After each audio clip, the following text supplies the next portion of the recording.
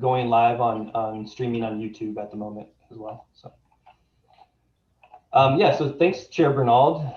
Welcome members and attendees to the September 7th, 2021 special meeting.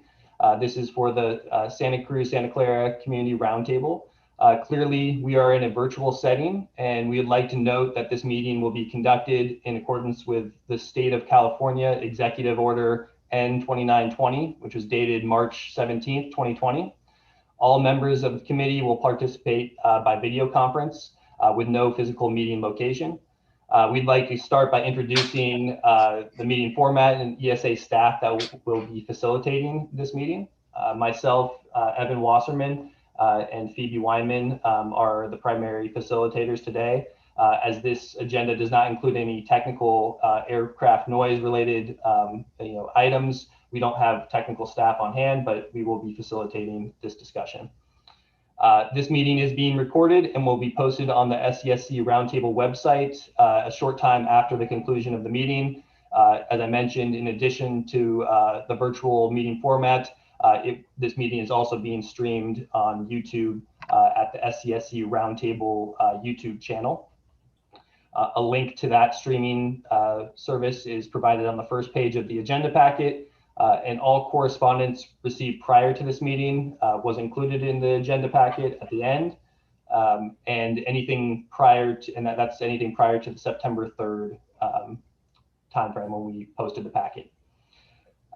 As always, we're interested in hearing everyone's input and providing a platform for all voices to be heard when discussing the topics being considered by the roundtable. Please keep the discussion respectful when providing comments. And just for reference, a code of conduct was attached to agenda item 1, just for for folks to reference during this discussion. If you would like to comment on a particular item, please utilize the raise hand function through the webinar platform. And for those participating by phone, additional details are also provided on the first page of the agenda packet. Commenters will have 2 minutes to comment on a particular item. And yeah, we look forward to hearing your input. Mary Lynn, item number 2 is all yours. Thank you, Evan. I appreciate it. It's the opportunity now to call the meeting to order and identify the members present. I'm going to go in alphabetical order according to your cities, as I have in the past. Cupertino, Liang.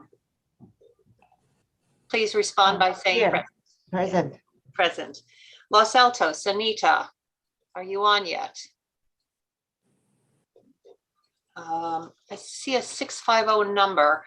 Is it possible that she could have landed in attendees? I don't know if that's the 650 number or not.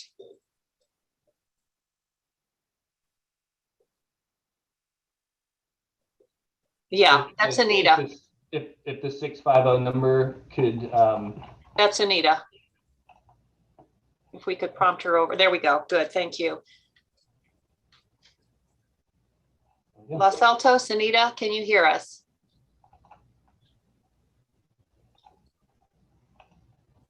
Well, I'll note for the record. Oh, okay. You're unmuted. I'm here. Okay. Thank you. Present. Los Altos Hills, Stan. I don't see you here.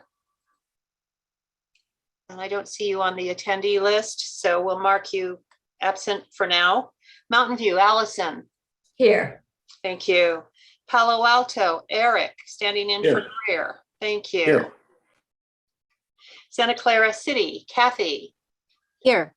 Thank you. Santa Clara County, Steve. Here. Sunnyvale, Glenn. Yes, I'm here. And Mary Lynn from Saratoga. Yes, so we have a quorum. We have all but one member in attendance. So the first item that we are addressing today is an information item.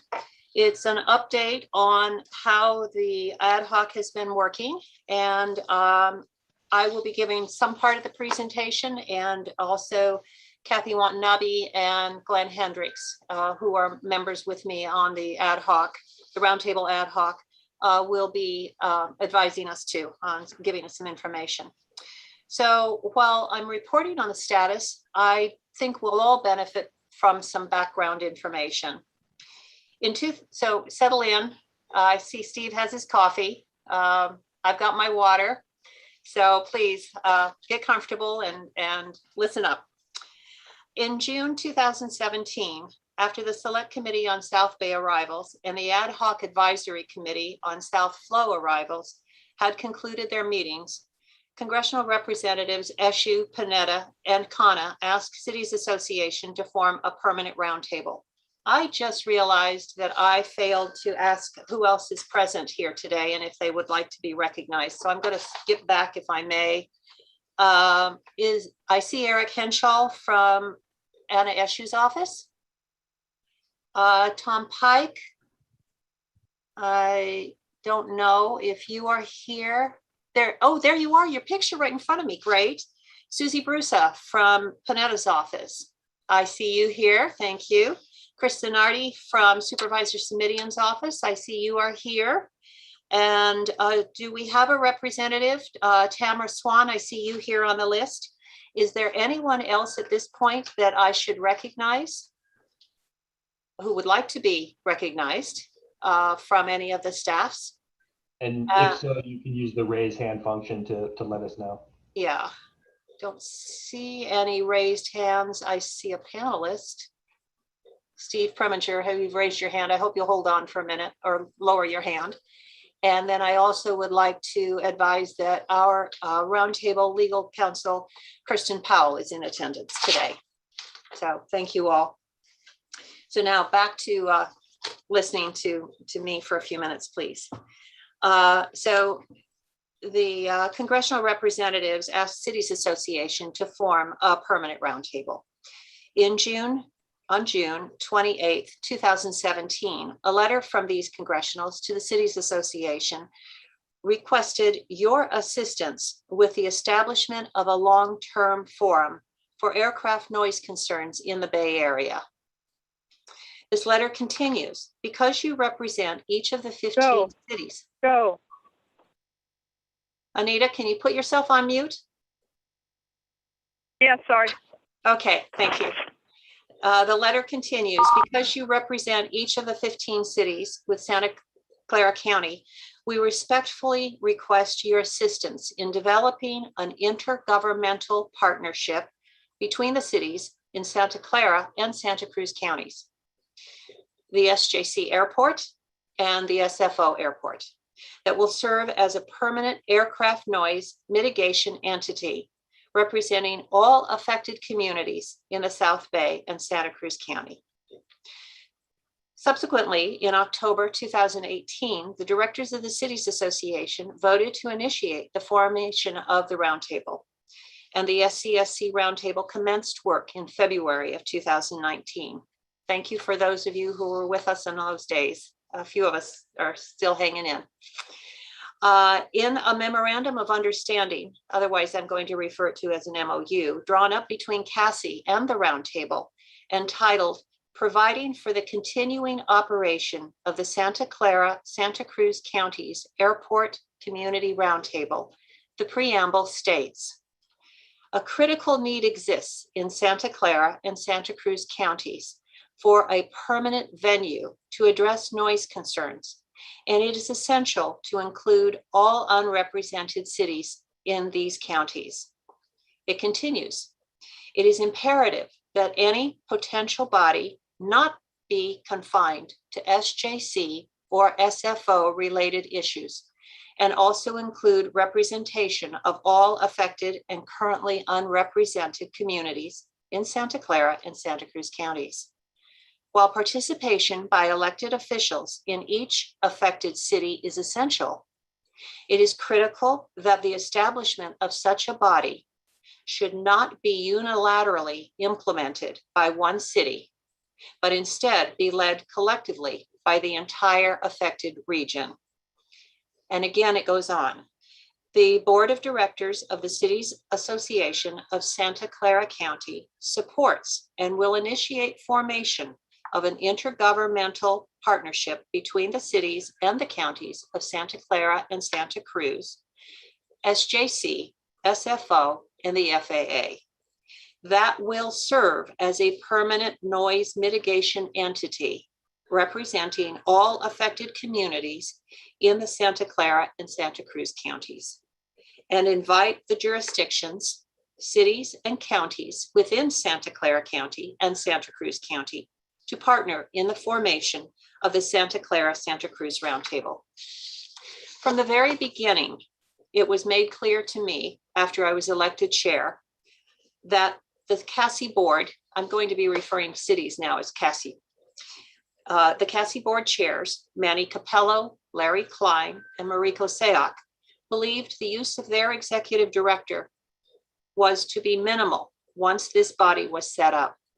Likewise, they advised the executive director, and the executive director and I held conversations over the course of 2 years, plus 2 years, regarding how that could be achieved. However, without specific direction from the CASI executive board, the executive director did not cut back the hours spent on the roundtable. On June 16th, 2020, the CASI executive director sent the roundtable members the following notice. At the May 8th, 2020 CASI executive board meeting, the executive board requested that the roundtable begin work towards becoming an independent organization or finding a new fiscal agent and project manager. The motion from the executive board was request a 6-month check in January, which is not a hard deadline, by the SCSC Roundtable on the following items. The executive board would like a plan for the SCSC Roundtable independence from CASI, or instead of independence, identify a new fiscal agent and project manager if needed, and then revisit the bylaws and the MOU if necessary to make the changes. They go on to say the roundtable members will need to work together to identify the next steps to ensure the will of the members is met.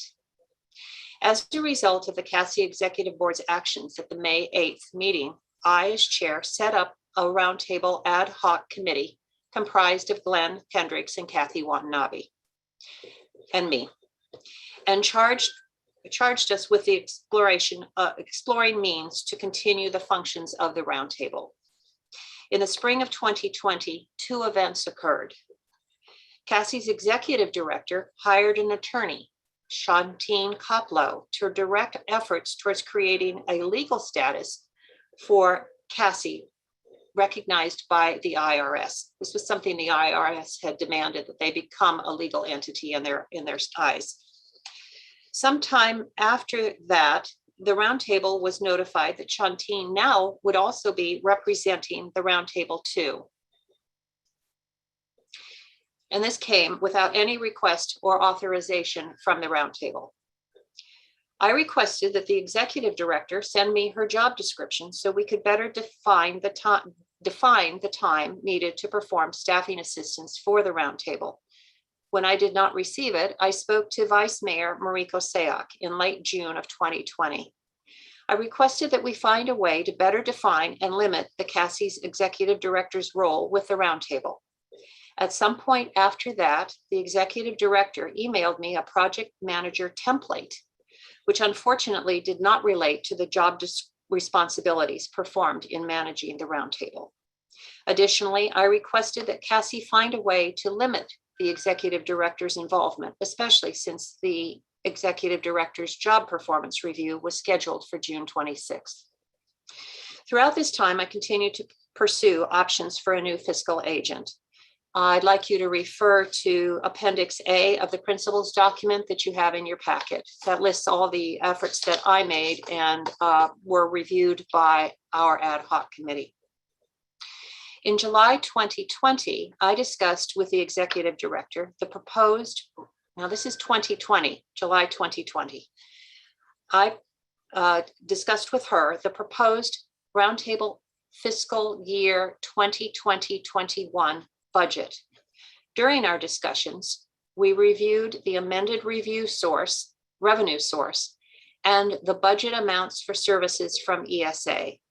This was necessary because of COVID, we had 4 of our members drop from the roundtable. No mention at that time of an expense line item or a contract with CASI staff for support services was made to me, or at that time, the budget, when the budget was presented to the roundtable at the July 22nd board meeting. Instead, at the meeting, without a supporting staff report or a scope of services or a contract proposal, and without previously conferring with me, the executive director recommended that the roundtable add an amount of $9,600 to the roundtable to cover legal counsel expenses. The budget passed with a proposed amount of $187,000 for ESA and a reduced amount of $5,000 for legal counsel, again, without a contract, without a scope of services. But it came with a caveat that should more funds be required for legal counsel, the roundtable would revisit that line item. Kathy Watanabe, is it possible for you to share now the timeline for the roundtable ad hoc meetings?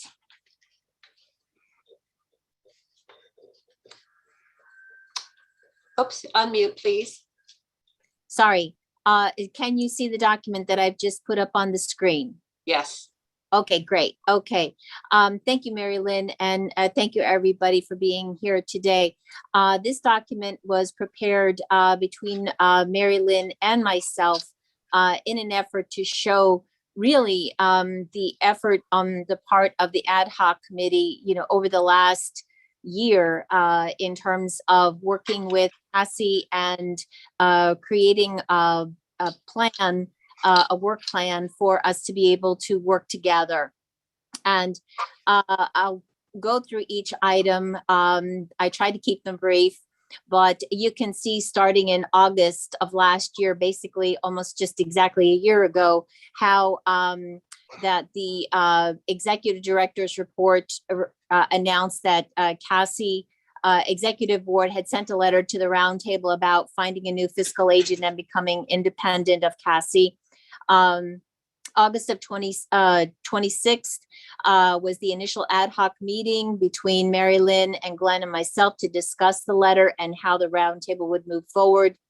Then going to September 3rd, the meeting again with Mary Lynn and Glenn and myself, again, regarding the future plan. And then going forward, I don't want to read each one. You can read them for yourself. But like I said, I tried to keep them simple. But you can see that there was an ongoing effort almost monthly until we ran into an issue in October.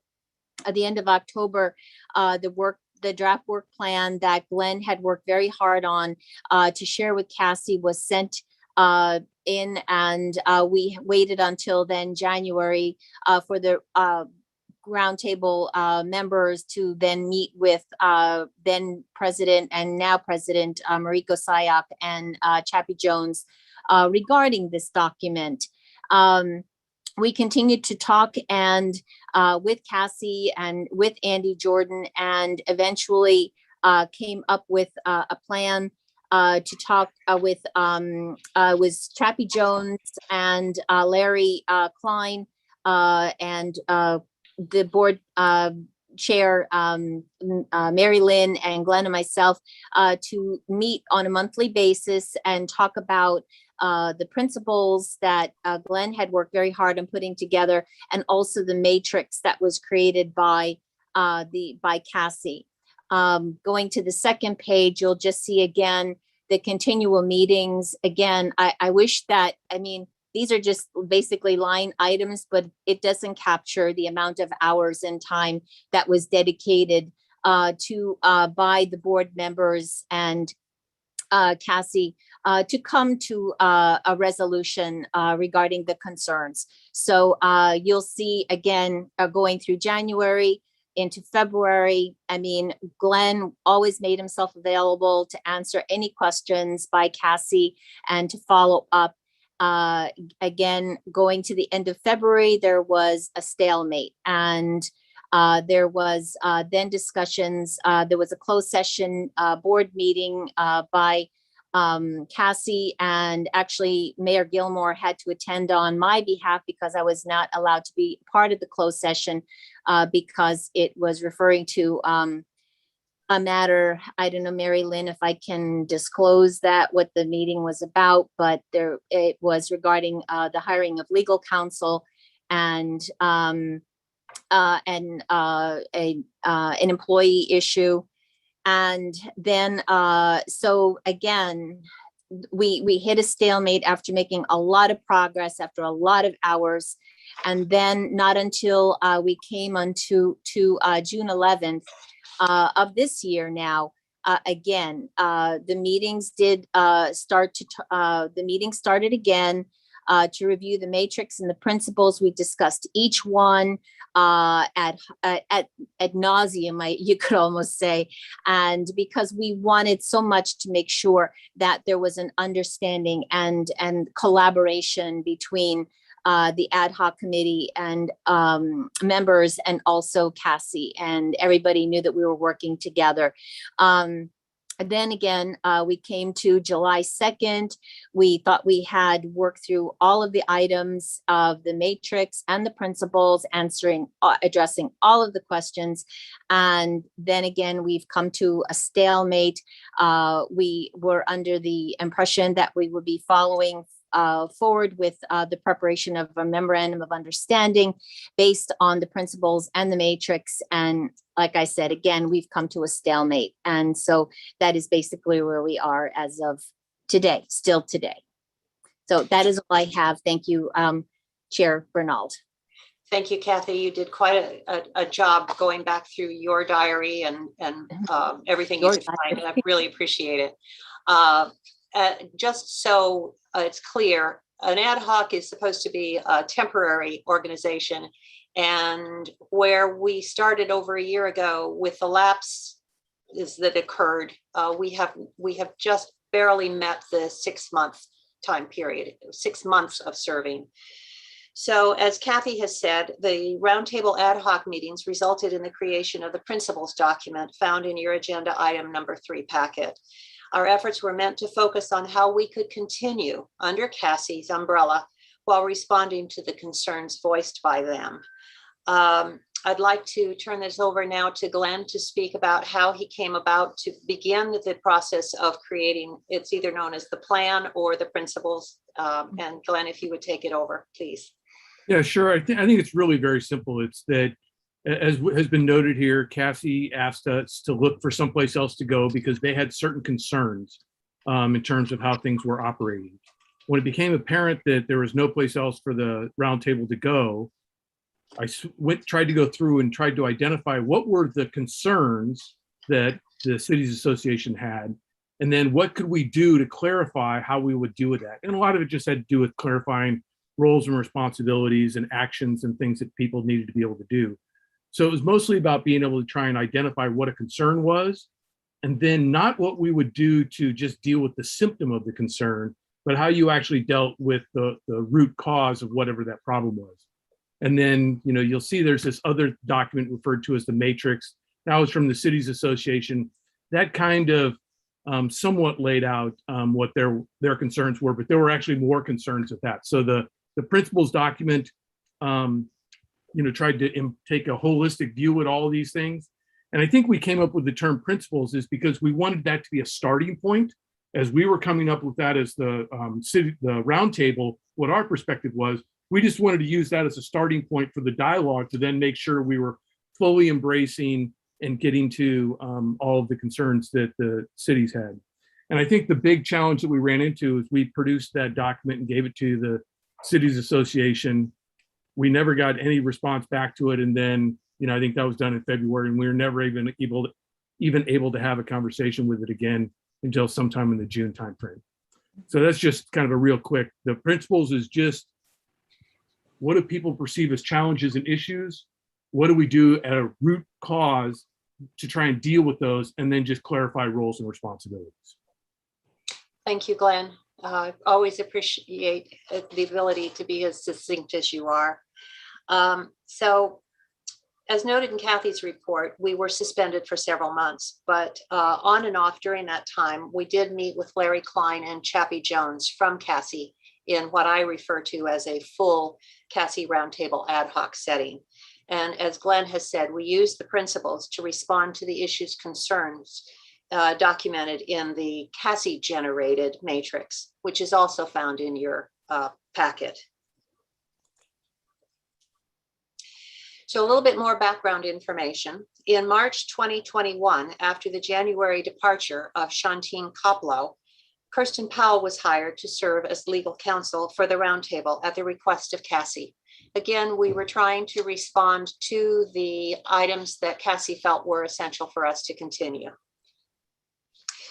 When we met on July 2nd, the full ad hoc agreed to turn these materials, the principles and the matrix, and the existing MOU over to the Roundtable legal counsel, Kirsten Powell, so she could, at the CASI's ad hoc members' recommendation, work with CASI's legal counsel, Gary Baum, to create a new revised MOU, and she would bill the Roundtable for the costs incurred.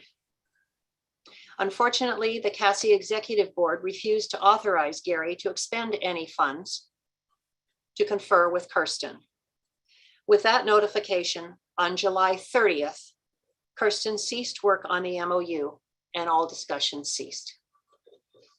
On August 18th, 2021, CASI communicated to the Roundtable chair that CASI had approved 2 motions which would greatly affect the Roundtable. These motions will be discussed under item number 4, the budget considerations. Up until last month, the Roundtable ad hoc had worked under the impression that all parties were working in good faith to come to a mutually advantageous solution for the continuation of the Roundtable. Since no other viable options existed, and CASI had approved the continuance of full CASI Roundtable ad hoc discussions, the Roundtable ad hoc had proceeded until talks once again were halted with the news that the MOU development talks could not proceed. So that's the presentation. This is where we are today. This is where the ad hoc has come. We were very optimistic at the time of our last board meeting that we could proceed, but I think it was a day or two afterwards, everything changed. So again, this is an information item. I'd like to take questions from any or all of you. If you would raise your hands, if you have questions about the process that we've gone through.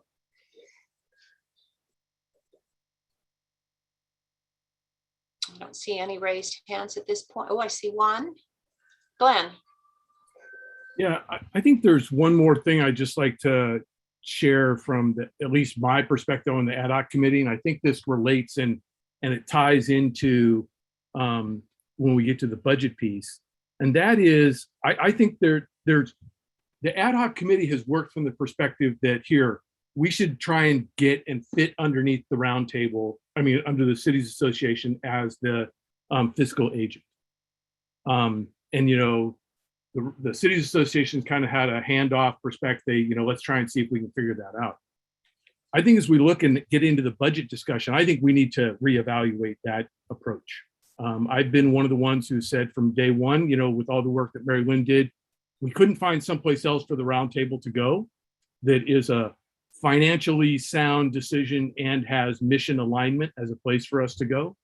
But given some of the stuff that has happened over time, I don't know that our assumption is still the same. I think we need to very hard look at the decision of maybe not trying to continue underneath the Cities Association. That might mean that maybe that's an issue because we have no place else to go. And I don't know if that's a discussion for here or during the budget piece. But I just wanted to put that out there that I've been working under the approach as part of the ad hoc committee to try and work out and try and resolve all the issues so that we could stay. And I don't know that resolution is possible anymore. So I just wanted to go ahead and share that. Normally at our city council, this is the time for questions. So I'm going to flip your comments and say, do we have another place to go? It's okay. Okay. And I will let you know that I did include as a separate item, once everything was posted, information that was shared from the executive director with me on the 3rd of September of last year. It was presented at an August 13th meeting of CASI. Shantine Kaplow had presented the future of CASI moving towards a new organizational structure. And in it, she gave two options. One was creating a JPA, and the second one was creating a 501c4. In the discussions that I had with individuals, and that's noted in the appendix, I had looked at what the potential costs would be and the timeline, and her page speaks of the costs of setting up a JPA, which seemed to be the right direction to go if that's what we were going to have to be forced to do. It appears that it would cost us about $20,000, give or take, and that it could quite possibly take months and months and months.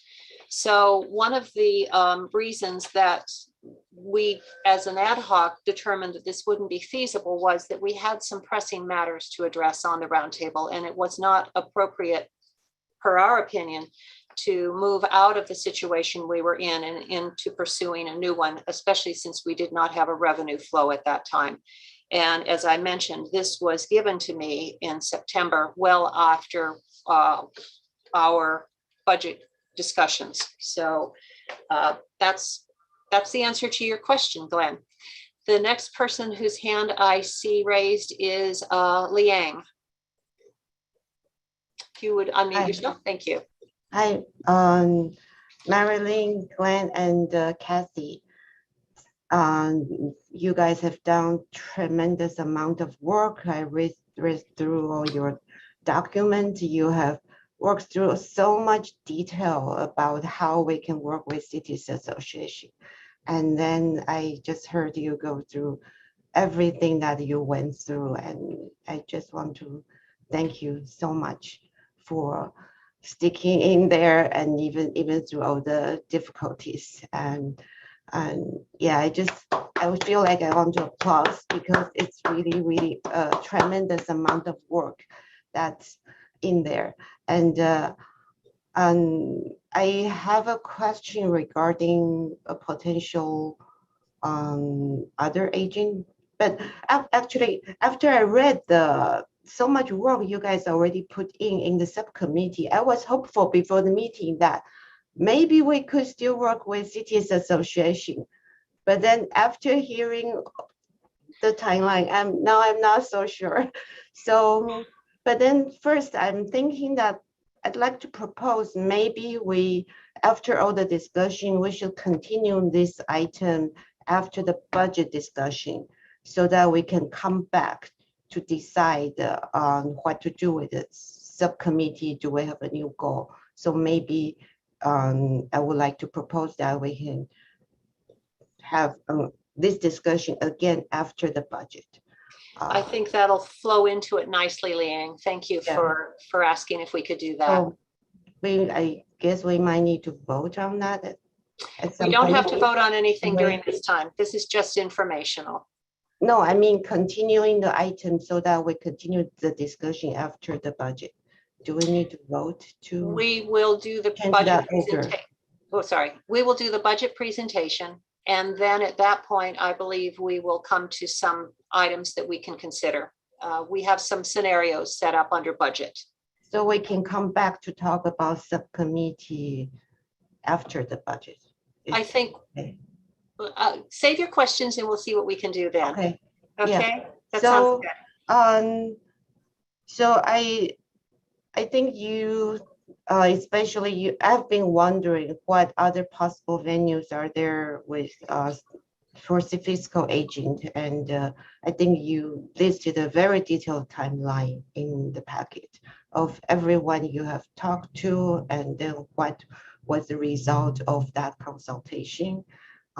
Thank you so much for taking so much time to talk to so many people and documenting them.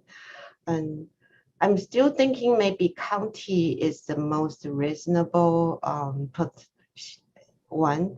And so I want to get a little more detail on the reason that the county didn't think they could be our fiscal agent, and when was the last discussion with them? Okay, there's been ongoing discussions with the county. I see Chris Zanardi is here. I don't know if Steve Preminger would like to see if he's been informed on any of this, because we've kind of isolated certain things, so I didn't create any Brown Act violation. The talk that I had with Chris Zanardi had to do with the fact that it compromises the county if they take over, because the city of the airport is located in San Jose, and it is part and parcel of San Jose.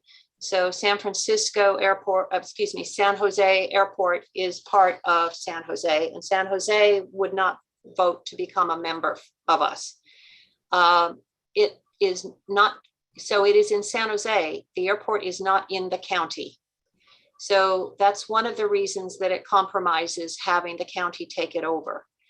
Also, to work with the county, we would have to pay them as a fiscal agent and pay for a staff person who, coming out of the county, would then be, we would be required to pay CalPERS.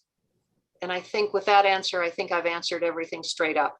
It means it's a huge increase in what we would have to fund as an expense. Yeah, so I hear, but I think the political structure, it will be, the counties would just be the fiscal agent, right? They would not be, they will be involved only as a member, as any other member in any of the decision making.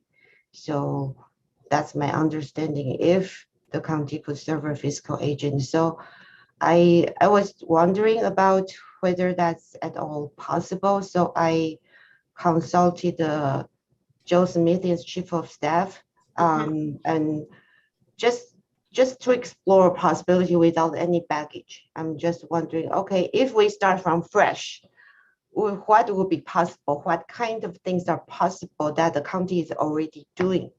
So she says that there usually commissions are consisted of community members, not elected officials, but then there is nothing preventing us from in some committee that's only elected officials.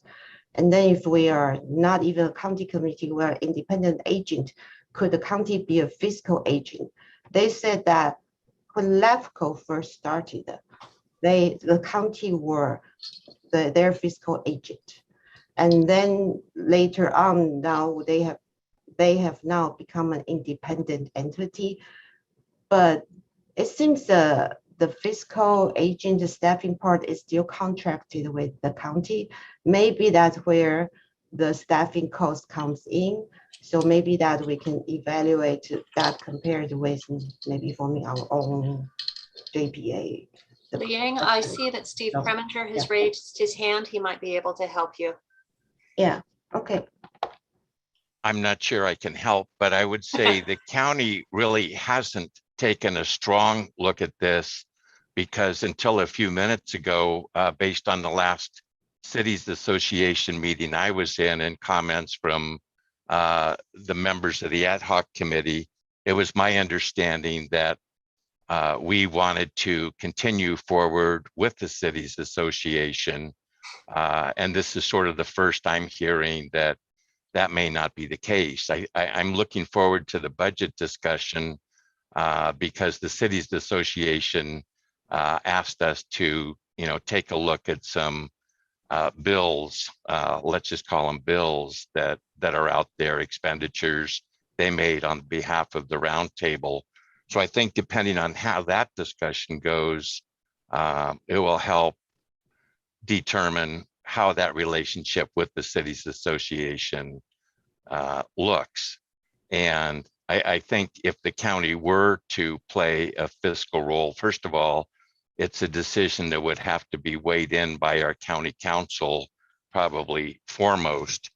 But also it would perhaps have a different looking round table and set of expectations and goals. And as Glenn Hendricks said, how do we define success with all of this a long time ago? And I think we're still looking for that answer. Yeah, thank you, Steve. I hope that answers you, Liang. I'm going to move on to Allison. She's had her hand raised for a while. Well, I want to start off by echoing Councilmember Chow's thank you to everybody on the ad hoc committee who's been putting all this hard work in, and sort of appreciate the level of frustration that you must be feeling. But and I have a couple of questions, but you can feel free to tell me that you might rather answer them in a later part of this meeting if you think that's more appropriate. You gave us a very comprehensive update here, but I'm just wondering if you could summarize, as somebody new to this roundtable, what the major, it seems like what's on the table is, should we continue to pursue working with the cities association as fiscal sponsor or look for some other fiscal sponsor? And just summarize the short story on what the most immediate frustrations of working with the CASI or the cities association is, and then also what you think the top 2 or 3 choices. You talked about a JPA being possible second choice, and the timeline being maybe the bigger obstacle there.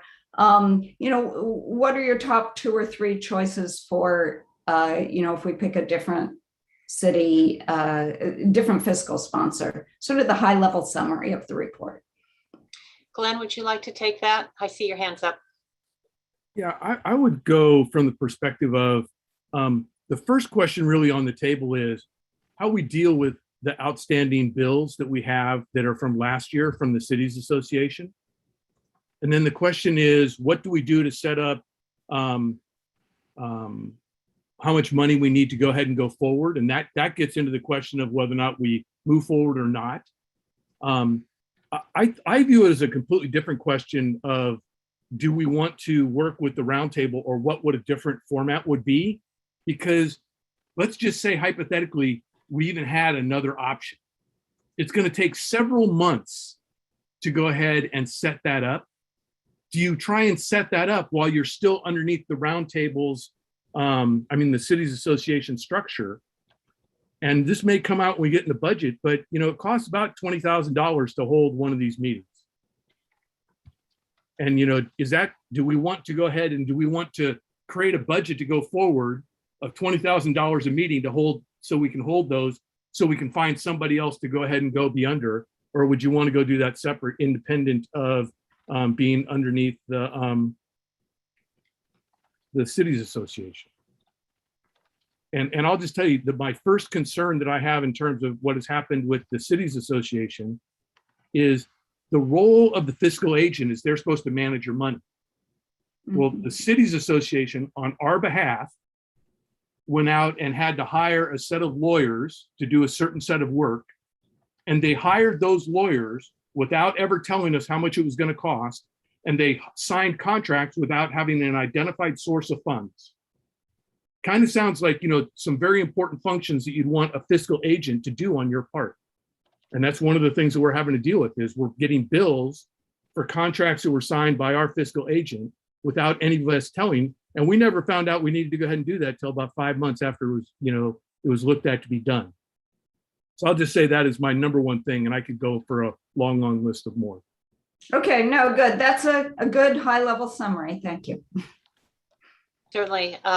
Thank you for the question, Allison. Are there any other questions? I need to go to public comment, and we can return to this if anything else pops up after that. I see I have Darlene Yapley, followed by Marie-Jo Fremont, who would like to speak. So Evan, if you could prompt Darlene, that would be great. Thank you. I want to add my thanks for the tremendous effort by the ad hoc committee and others. It was really hard reading all of that. I can imagine what it was like just to be in all of the meetings. So thank you. I think, as much as we would like to see cities as an option, which it could be, it is concerning about approval for budget that needs to be reimbursed, as well as no oversight over any of that. So that's a concern. But I think I was pleased to hear Steve Preminger's comment. I think it would be useful just to understand what the possibility might be of a county option. Not that we're going to do it, but I think it's useful to understand what that construct would be, even if it took on a different form than what we're used to now. I mean, we should be looking at the options. The second is, in your opening comments, you mentioned that no city should unilaterally lead the roundtable. I completely agree. I can't help but say, can a city be a fiscal agent? Because the roundtable elects its chair, the roundtable makes decisions and votes on those decisions. So unless I'm missing something, I'm not sure how a sponsoring city would overly direct the roundtable, except fiscally, which is what we've seen so far, if someone makes decisions on paying bills and not authorizing it through the roundtable. So I am only mentioning that as another option. I don't know if any city would be interested in that, but I question really if there's an overstepping of a city's power, given the way the authorization of things are done through voting, including voting for the chair. Thank you. Thank you, Darlene. We'll let the clock run out so I can see. Marie Jo. I echo Darlene's comment, so thank you for all the work and for pushing back. I hope this is still on topic, because there was a draft of a roundtable coordinator job description, including the packet under this agenda item. So I just want to give some input to refine this draft if a coordinator were to be hired in the future. So the first one is about responsibilities. Based on the packet materials, the contract management overseeing of the technical consultant is already covered by the chair or the fiscal sponsor. So the coordinator doesn't need to be responsible for that. So please consider removing the overseeing the technical consultant from the list of responsibilities. And the other is about the desired knowledge and skills. I would recommend removing references to both research and analysis, as well as letter creation, because research and analysis on aviation topics is probably best left in the hands of aviation consultants. And in the past, the letters were created by the roundtable members and technical consultant. There's no need to change that. On the other hand, I think it's a great idea to have the coordinator involved in the planning and conducting meetings instead of having ESA do that. It's similar to how the SFO roundtable operates, and it would save the roundtable some money. Thank you. Thank you, Marie Jo. Jennifer. Hi, good afternoon, and thank you for addressing this. It's been several months. I appreciate all the work that's gone into it and how you've explained it. We've kind of been with you along the way. I want to just point out some things that, just general, how the FAA has put everything, the onus on us, and I say that citizens, because it took a lot of work to put this on the public agenda. This was citizens working on it, to get elected officials involved.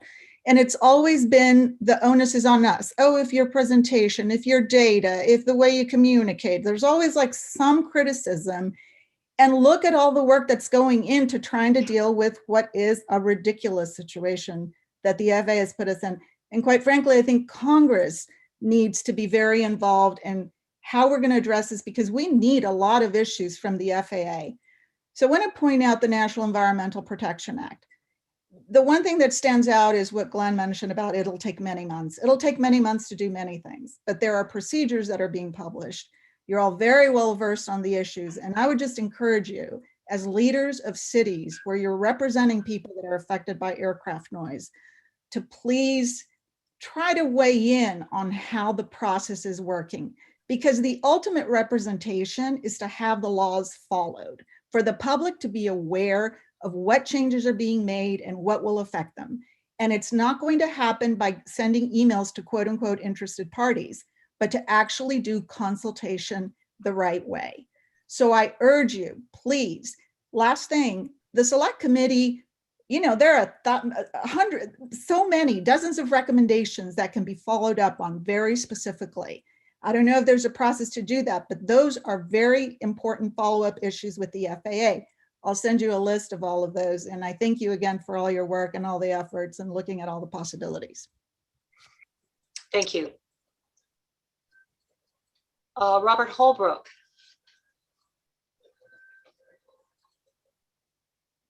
Thank you. I just have a very brief comment. First, I'd like to add my very sincere thanks for the work that you guys have been doing on this. It's really impressive, and I feel for you. The comment that I wanted to make is that as we start to explore possible alternatives, I think we'll want to be mindful of the fact that it's not at all clear to me that the FAA will recognize input from people who are not elected representatives. So if one of the options is that citizen representatives would be on committees, it's not, we should consider carefully how far that's going to go with the FAA. Thank you.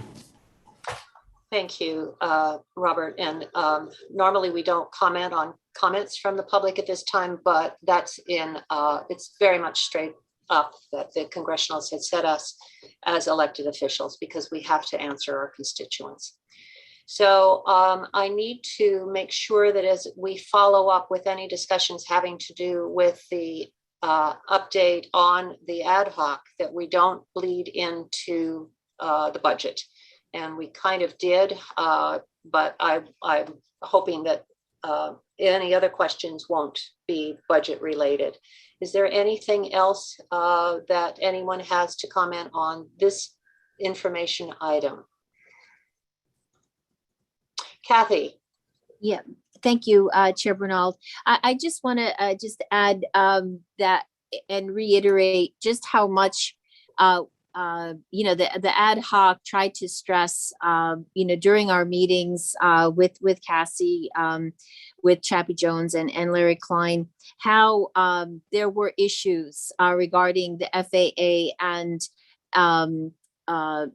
that were not being addressed, and the cities were not hearing from their representatives as a result. And there was one recent meeting where a comment was made, well, you should have been able to share that. You know, there was a question asked by an elected, and they said, well, you should have known that. You should have shared that information. Well, we weren't able to get the information nor share it because we weren't in operation. And I can't emphasize how much Chair Bernald really stressed that point with the ad hoc representatives, and so that they knew the impact of not having the round table was having on our cities and our constituents. Thank you, Kathy. There were numerous communications between me and the chair of the, I just saw, I didn't close public comment, and I just saw that Jen from Sunnyvale wishes to speak. So with your permission, I will open public comment again and then close it. Jen, please go ahead. I apologize.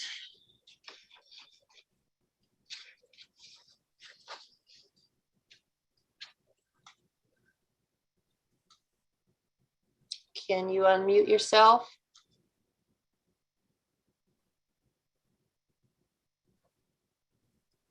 Jen, we are not hearing you. Can you unmute yourself?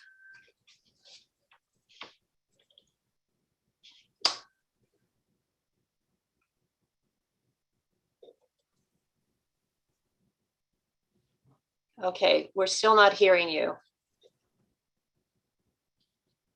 I'm going to keep public comment open just to see if there is anybody else that wants to speak from the roundtable members, just to see if Jen can successfully unmute herself. I don't think there's anything from our end, Evan, that we can do. Is that right? Sorry about that. I was just about to go into another meeting, but I did want to mention a couple of things. My apologies here. I went through the packet yesterday and I will tell you, it is impressive. The ad hoc committee here, Mary Lynn, Glenn, and Kathy, you folks did an impressive job there. I can't even describe anything else about it. It just, as I went through, I was stunned at how much work went into this and how well thought through it was. So I wanted to let you know that. And then I also kind of wanted to let you know, when Glenn was talking about the city's association being the fiscal agent, and then not, as fiscal agent, then not letting you folks know about the budgetary items regarding the lawyer, that kind of says it all. So you guys have done a fantastic job. I appreciate it. And I just wanted to let you know. Thank you. Thank you. Now I'll be more careful to see, give a couple minutes to see if anyone else has a hand raised. I don't see anything. So with that, I'm going to close public comment and move on to any further questions or discussions having to do with budget item, excuse me, not budget item, agenda item number 3. Seeing none, then I shift my paperwork here and we move on to the fun and games of the budget considerations.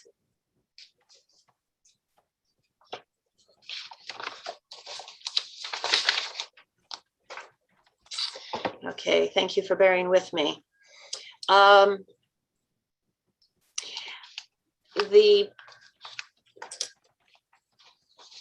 item that we need to discuss first and foremost is the bylaws. And secondly is the resolution that, well, first is the resolution that came, it's called a resolution, but it's actually 2 motions that came from Cities Association, and we referred to it in our last item.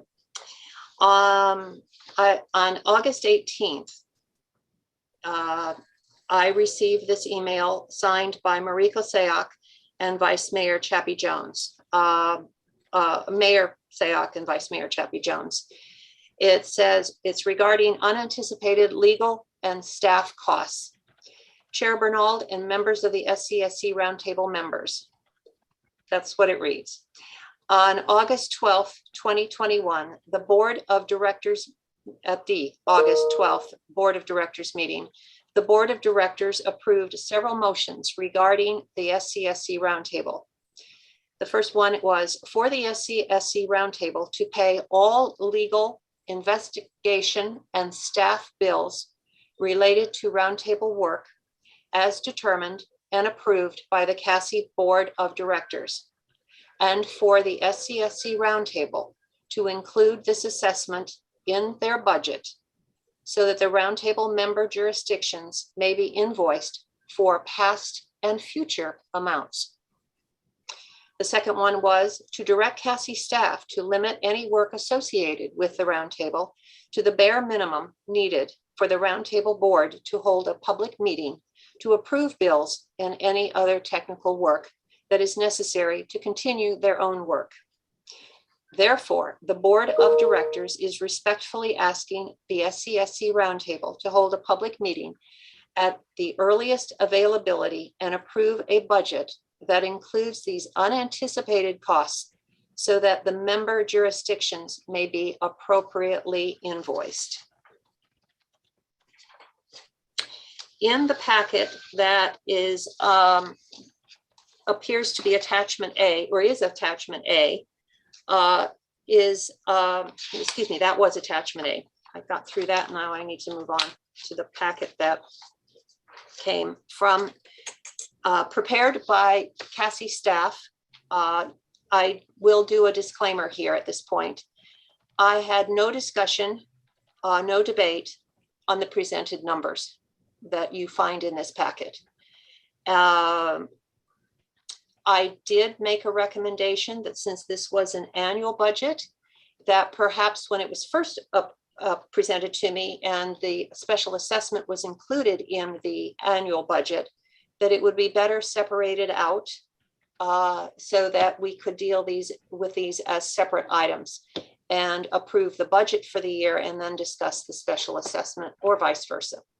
What we got back with comments from Cities Association as to how we should be setting up our agenda today. They agreed and said that we should have the overview of the resolutions, which I just read, the overview of the bylaws, which we will take up next, consideration of the roundtable financial status and draft budget, one is draft budget, and then the other one is consideration of the roundtable financial status, draft budget with the special assessments. And then we should have consideration and discussion of the SCSC Roundtable response to Cities Association. So in your packet, I've read the resolution now. In your packet, you will find on page somewhere, 39 of 99, the bylaws. And I'm going to actually ask our legal counsel if she would come on board and explain those to us so that we get a full understanding of what that means as we begin to deliberate on a potential budget approval. Sure. Thank you, Chair Bernald. So the item specifically, are you referring to the staff costs, Marilyn? Yes. Okay. So in the bylaws, this would be in section 5, Article 5, section 2. It's talking about staff support for the roundtable and the duties of the roundtable staff and consultants provided by the Cities Association of Santa Clara County shall be specified and approved as part of the roundtable's annual budget process. So that would include obviously a line item for the cost of these services, but also an explanation of the duties that the staff would be performing at that cost. So specified and included in the budget. Correct. Okay. And then also there is a section having to do with that is included in our packet that begins on page 39 that talks about the funding budget bylaws. And it says the Cities Association of Santa Clara County shall establish a roundtable fund that contains the funds from member agencies and shall be the keeper of the roundtable fund. And then in number 4, it says roundtable staff in consultation with the chairperson will recommend an annual funding amount for the roundtable at least 60 days prior to the anticipated date of adoption of that annual roundtable budget and inform each member of their anticipated increase or decrease in funding amount. I do want to emphasize the fact that it did not happen 60 days before July. Somewhere along the way, Cassie felt that I should be the one that prepared the budget, and staff is actually charged with doing that. So staff has prepared this budget, but it will be up to you to look to whether we have received specified amounts, as Kirsten explained, in the budget. So when we review that, I'd like to be sure that you keep that in mind.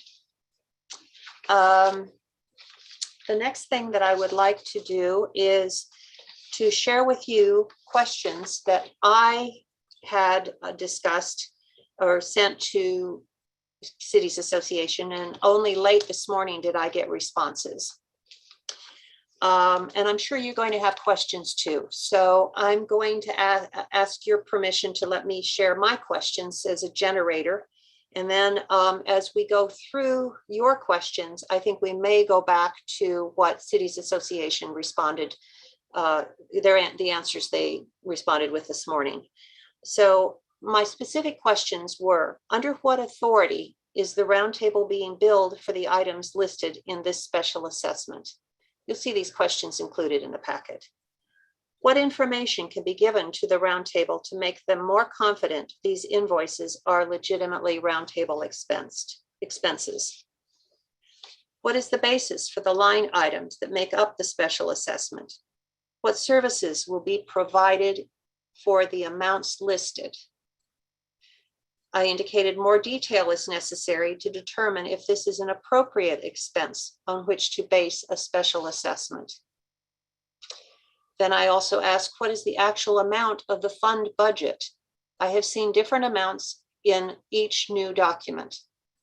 The beginning fund balance of $76,520 appearing as the SCSC Roundtable financial status and proposed budget fiscal year 21-22 has no basis in reality. In June, an account summary indicated the roundtable had approximately $17,000 in the fund balance, and I verified that with my own city finance director. And then on September 2nd, the latest report indicates the account summary shows we have $3,443. Then I actually asked specifics about a miscellaneous office item of $6,079. I didn't know what that was specifically. I couldn't tell it myself. And then I asked if they would provide additional information. There's one more question that I have that I did not ask of them. I am concerned that if we vote to continue, is the proposed fiscal year 21-22 budget sustainable with dues remaining at the $187,000 amount? And so I'll look to you all now to share your questions as we proceed, and it's question time. So we're going to be proceeding with the discussion at this point in terms of your questions, so that then we can take public comment and then we can proceed with the deliberations. So does anyone else have, I see one hand up. Liang. I'll first ask a very short one, I'll have more later. First one is regarding the bylaw. It says that we can amend the budget at any time as needed, but such action shall occur at a regular roundtable meeting. Since today is a special meeting, so I noticed this agenda item is only presentation. So we are not going to vote on this. We're just going to discuss today, right? Just want to clarify that. I'll look to Kirsten to answer that. So the budget actually does require it to be presented to the members at 60 days prior to it being voted on. So the reason you're just reviewing it today for discussion is to comply with that provision. So today is just to discuss it. We'll bring back the final budget as directed by the members at the regular meeting in November. So would we be taking a vote? So we won't be taking a vote. Not today. Just Not today. clarify questions and maybe ask for information that we could have when it comes back. That will help us make decision. Okay, thank you. So Kirsten, in addition then to the question that Liang asked, we can take votes on certain things today, though, as to how we feel about the budget as it proceeds for discussion. You could take a vote to determine whether or not you thought one expense was appropriate or not, or should be included or not be included. But the final approval of the budget would have to wait. And the purpose of that is so that each one of you can go back to your own entities and get their consent, because ultimately they will be paying for it. Thank you. I see Steve Preminger next on the list. Yeah, and just to clarify, I had my hand up at the beginning of the meeting because I wanted to comment on item number 1. I didn't want to come back later to go back to number 1. So clearly that ship has sailed. I'll reserve the right to come back if it still seems appropriate. The reason I raised my hand now, I'm curious to hear if there is a desire not to pay the bills that we incurred with the cities association. And I would really like to hear what Glenn has to say about that, as well as others.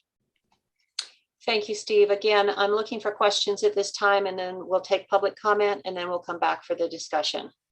So this is questions, if you have questions about the budget, so that we can get them out there and clarify them, so that then we can have a better, fully flushed discussion. Glenn, I see you next. Yeah, and I'll be happy to answer Steve's question when we get to commentary time, but I'm going to try and form this as a question. So I think, budget might be the wrong word we're trying to use right here. I think the discussion we're trying to talk about is, what do we think are valid expense line items that might be included in that budgetary work? Is that a correct statement? So I think that might help. We're not really talking budget here. The discussion is going to be about what line items do we think would be good source material for whoever's creating the budget to be able to be included in what we do going forward. Thank you. Thank you. Liang, I see your hand up again. Was that Yes, so okay, now good. it's the question about the specific related to the budget. So there is 50,000 spatial assessment with about 27,000 that's expenses already incurred, and the 23,000 estimate for future expenses for the year, I suppose. Yes. Yeah. And then from the resolution of cities association, or the letter from them, they included the itemized list of the staffing cost, and the itemized list for attorney Gary Bond. But then there are other items that it says it will be sent to Roundtable attorney, and we are not supposed to know. So what exactly are this cost? We see staffing 6,000, legal 9,000, another legal HR 11,000, and then more 23,000. So what's the justification for them? Kirsten, could you speak to that, please?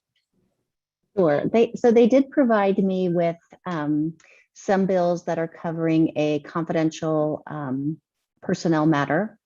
And so due to the confidentiality, the details cannot be disclosed, but they are related to that matter. And due to the confidentiality, there's no disclosure of anything more than that. So all that we are aware of is that there is a personnel investigation that is ongoing, that involves both an investigator as well as attorneys. So, Kirsten, we don't have a contract with these agencies that are billing us, or that Cassie is billing us for. So how do we justify paying them? That would be up to the roundtable. The Cities Association's position, as explained by Chappie Jones's assistant, is that these were costs that were incurred because of the roundtable, and therefore the roundtable should be responsible for them. But no additional information has been provided. So let me try and understand. So Cities Association refused to let the Gary Bond to work with Kirsten Powell on the MOU because their executive board would not approve that expense. So their attorney cannot proceed.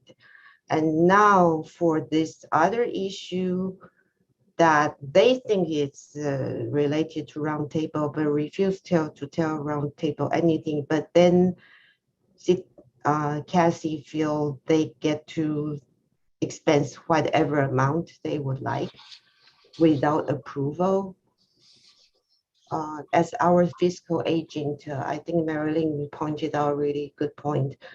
As our fiscal agent, is that the responsible thing to do? So is that normal? I don't know. I can't categorize it as normal. I did get, as I mentioned, a response from Rania, as Kirsten said, who is working for Chappie and filling in the place since Andy can no longer interact with us as a roundtable per Cities Association. I'm going to go ahead and maybe this will clear it up. If Eric and Glenn will hold off, I'll read you the answers to the questions that I got this morning. So in response to under what authority is the roundtable being billed for the items listed in this special assessment, the response was the Cities Association Board of Directors is issuing this assessment. The Cities Association has been acting as a fiscal sponsor for the roundtable and thus has the authority to bill the roundtable for unbudgeted services that are related to the roundtable per board approval on January 14th, 2021. This is also noted in the first paragraph of the background section of the memo on page 1. I'm not sure what that means. We've explained already the bylaw process. And so we have to determine whether Cities Association followed it with specific line items.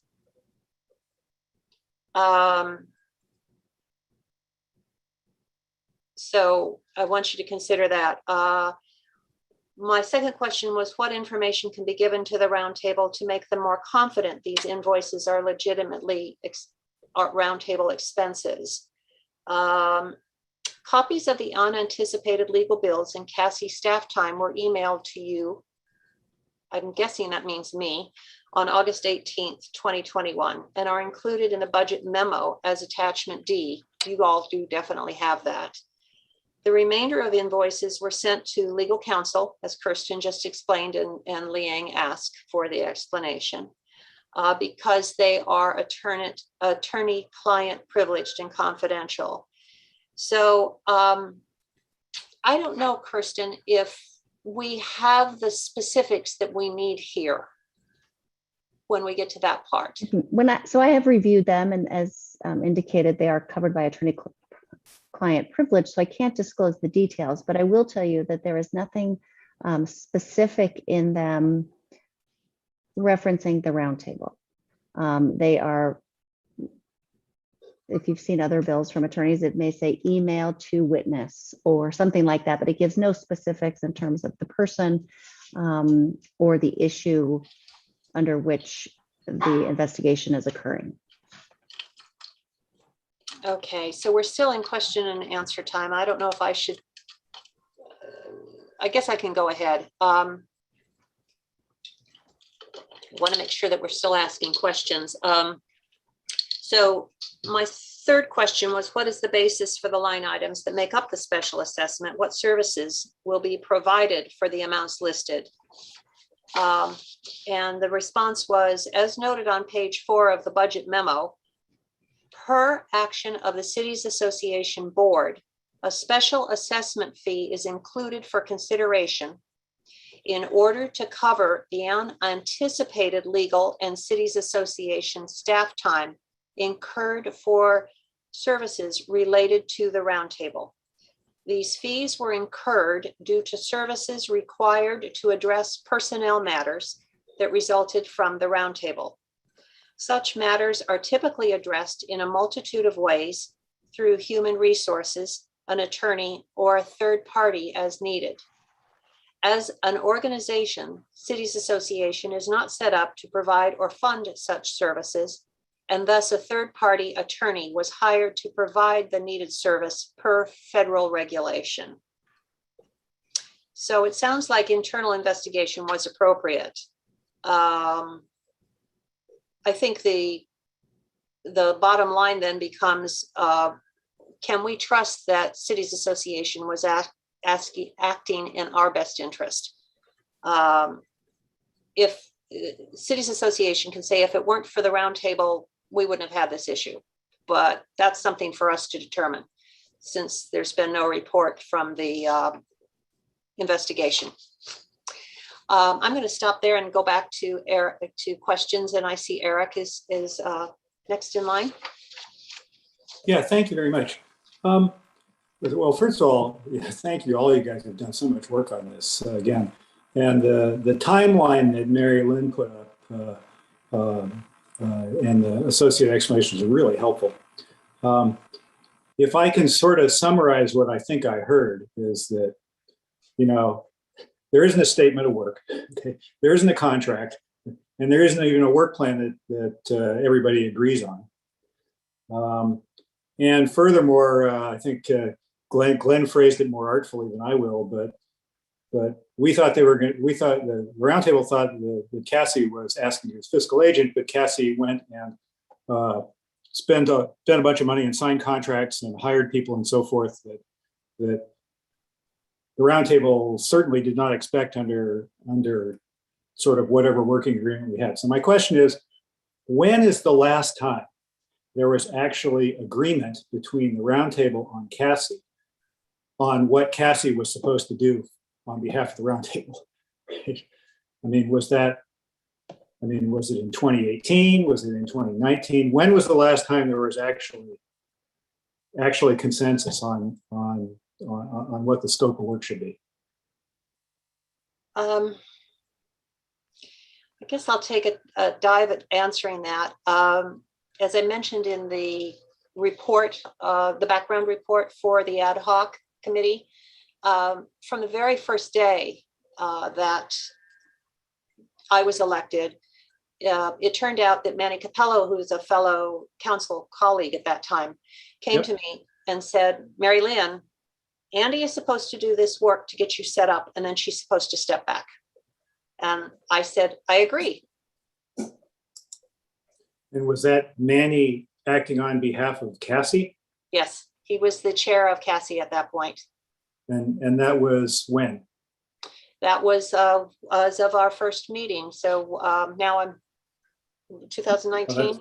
Yeah, February 20. Mary Lynn, can I help answer this question? Yes, please. Yes, please. I think so. Eric, first off, to all these questions, I'm really trying to wait. I have a lot of, I think I can clarify a lot of this stuff, but I'll wait till the other part. But this specific question, when's the last time we have something in place? Was the last approved budget that was done last year between this roundtable and the cities association? That's the last official document that describes things. Now, to these questions that were coming up about roles and responsibilities and what things are supposed to be done, this is one of the things the ad hoc committee was going to try and help clarify and resolve.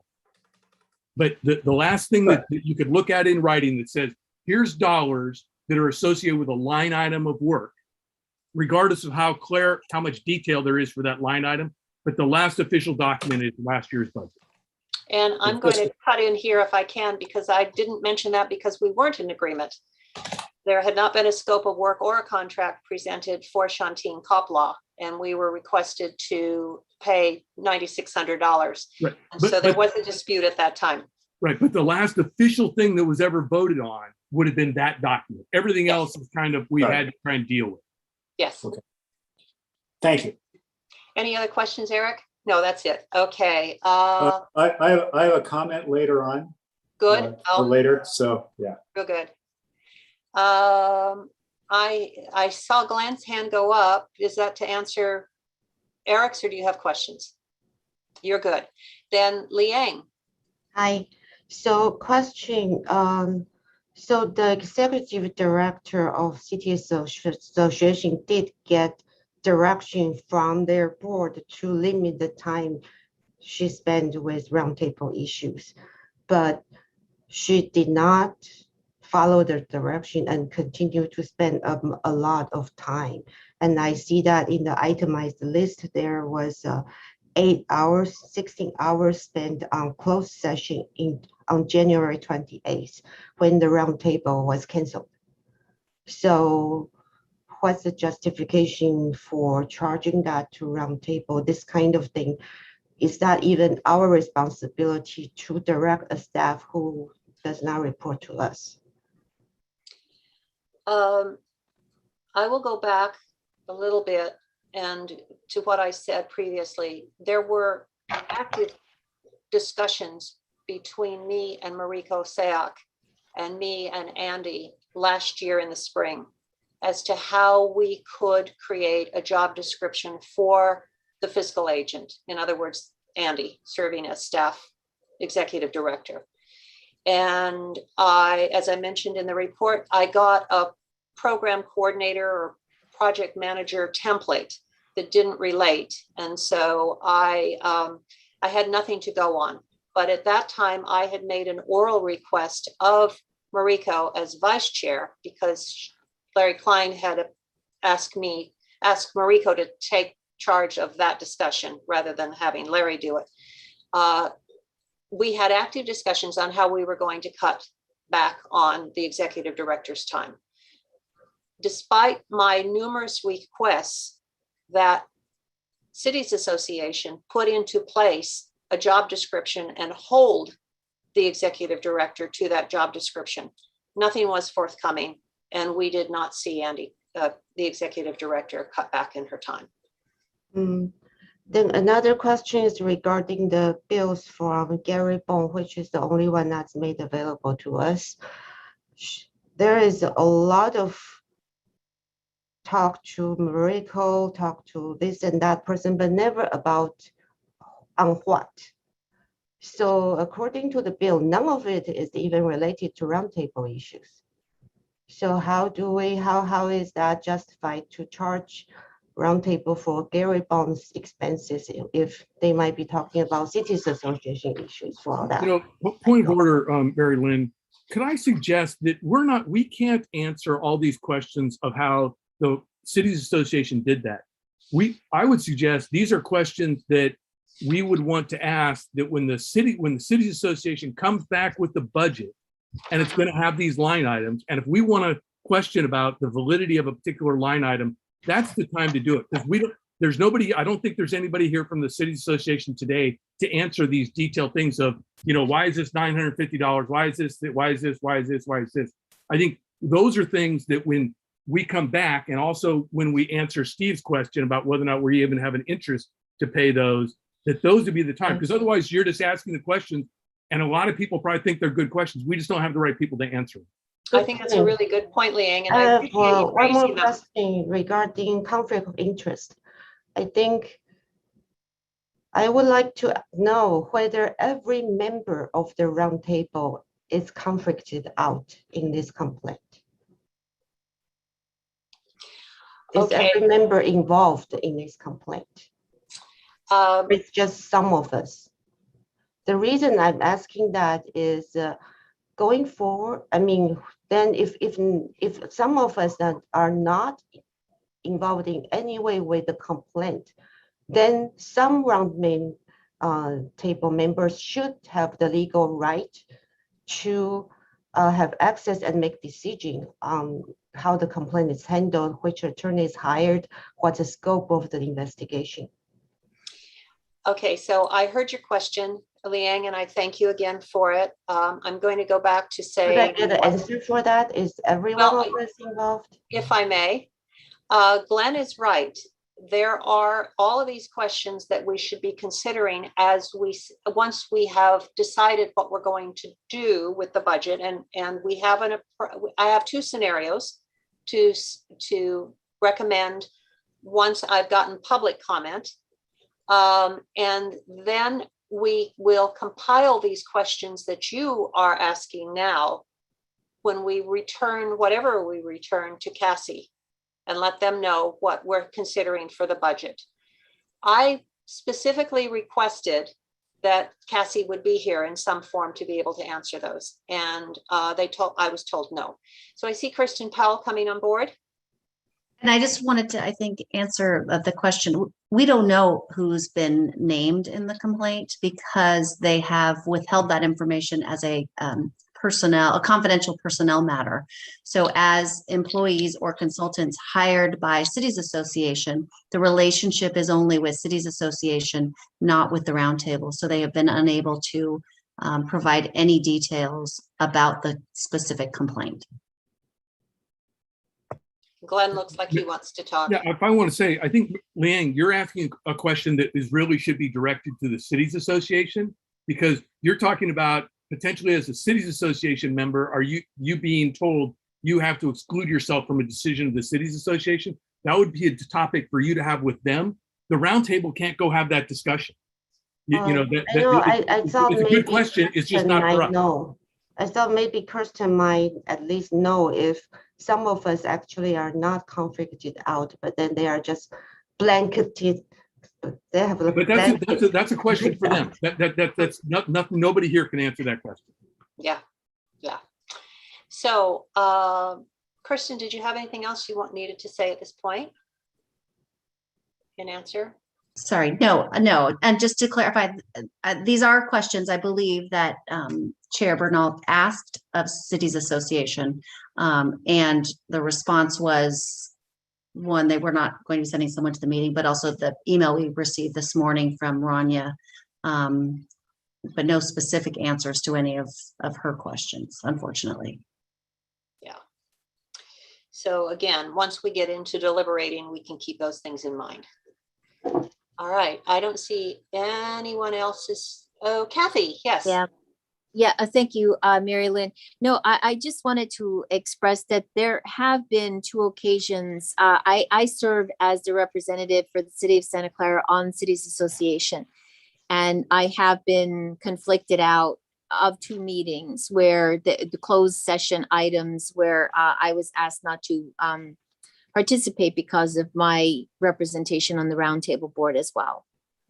So they do take that into account. And actually, I think I'm the only person that serves on both committees that runs into the situation. Liang is on the board too. So is Liang on the board? Okay. Yeah, I was asked to recuse when they have a closed meeting on the. Yeah, but that's beside the point now. So yeah. Okay, thank you though for the clarification. And I'm not on the board, so I didn't get conflicted out. All right, I'm now going to move on to an open public comment, and Marie-Jo Fremont is first on my list here. You'll have 2 minutes. I have 4 budget questions, some already raised by some members. Question 1, why is the roundtable budgeting ESA at $180K per year starting next January? The SFO roundtable has a technical consulting contract at $90K per year. Their consultant participates in the meetings but does not facilitate them. Their chair and coordinator do that.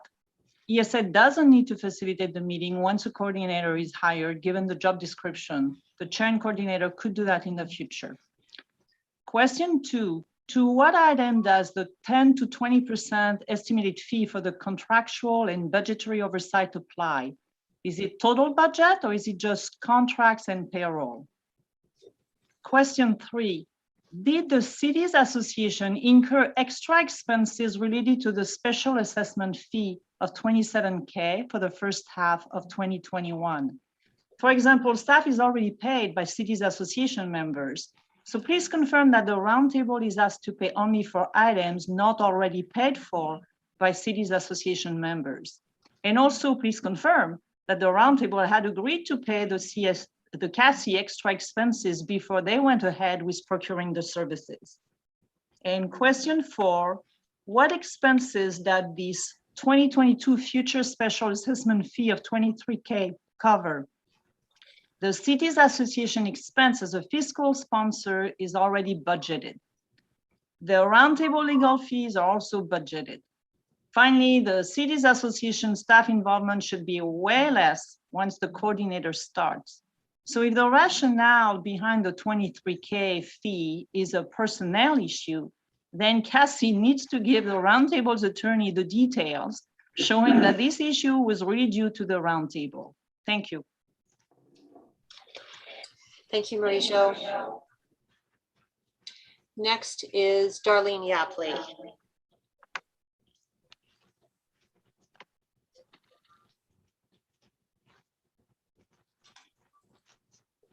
You unmute yourself. Oh, there you go. Good. I have 2 themes regarding the budget.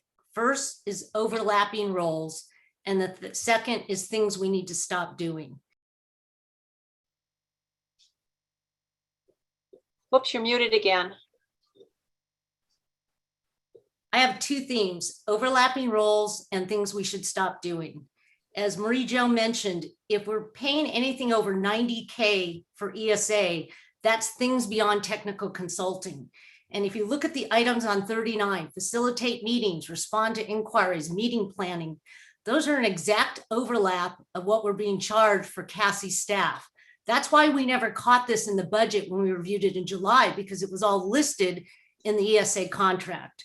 So either we shouldn't be doing this with ESA or the coordinator or the CASI staff, but whatever we decide, we should not be paying 2 to 3 people doing the exact same thing, and that needs to be resolved. The second thing I want to say is that moving forward, you should not pay the CASI staff for fielding inquiries. The packet material shows that there's an extensive amount of hours on congressional staff, roundtable members, public, San Francisco Roundtable. This is time consuming and an open-ended charges to the roundtable. So I want to say moving forward, this cannot be left open-ended, because I do not feel that that is the right priority, is to field any inquiry that comes in. So I guess a question would be, is it possible right now that inquiries get sent to the roundtable chair or somebody else before it gets sent to CASI staff or ESA, because that's all charged and it may not even be something the roundtable wants to have pursuit on. So I think that's definitely something that should not be approved as a budget, is general inquiries that are fielded. Thank you. Thank you, Darlene. Appreciate the input. Robert Holbrook. Thank you. I'm not sure how you're going to resolve all this. I appreciate the complexity, and in a way it's kind of interesting, and in a way it's concerning. I have a few thoughts to offer you as you deliberate. One is that the term fiscal agent and fiscal sponsor have been used today. And those terms, at least in some contexts, have specific legal responsibilities that are associated with them. In terms of understanding the roles and responsibilities of the Cities Association with respect to the roundtable, if those terms were actually ever formalized, it might provide some sharper set of expectations about what's expected. As I listen to the discussion, I'm wondering about whether the Cities Association fiscal agency, let's say, owes a fiduciary duty to the roundtable, or are they acting more as though they had a blanket power of attorney to act in whatever way they see fit? It seems to me that there are different standards there. The one thing that I do see looking at the MOU and the bylaws is Article 5 of the bylaws, which speaks to staff support. And I'll just read you the 2 points that are explicitly spoken to, and which I would have thought the fiscal agent or whoever's handling our finances would respect. 1, and I quote from the bylaws, roundtable staff support shall be directed by the Cities Association of Santa Clara County, may include staff and consultants. It's grammatically incorrect, but that's what it reads. 2nd, the duties of the roundtable staff and consultants provided by the Cities Association of Santa Clara County shall be specified and approved as part of the roundtable's annual budget process. This says to me that if expenses, especially significant expenses, were undertaken that were not contemplated in the budget process, they should have been brought before the roundtable before locking down those commitments contractually. Thank you. Thank you, Robert. Jennifer. Hi, thank you. Again, general comments about the technical noise assistance that we get from ESA, and I greatly value ESA and all of their consultants. I think they're very knowledgeable, but I'm looking at it as a person who's benefiting from the information we get in the roundtable. And my original idea is that the technical assistance would be to actually provide noise data information to the public. And what we've ended up with are things like looking at the IFP gateway, which, as the FAA notes, is not an environmental issue. And so there are things in the technical work that is being submitted. There are some things that were helpful. And I just want to point out, in the future, most of these cities have a lobbyist in DC. All of the individual cities are working on different legislative matters, and the roundtable spent a tremendous amount of time on legislative matters. And at the end of the day, you're coming up pretty much with the same thoughts that the select committee had already come up with. And so I just think that the whole issue of what technical advice means needs to also be revisited. And as you know, I've expressed frustration of where the focus has been when there are actual procedures coming down the pipeline, and citizens have not been represented as to how we feel about things happening without not being made aware of what's happening. So I would just open that up, and I know maybe this is not the topic, but I think it's part of the bigger picture as to what the roundtable is trying to accomplish and what are the ways it's going to move forward. And I don't know if this has been mentioned, but I recall when all of this topic was coming up that Cassie was just kind of hinting for us to get go away. Just what is the responsibility of the entire region for noise?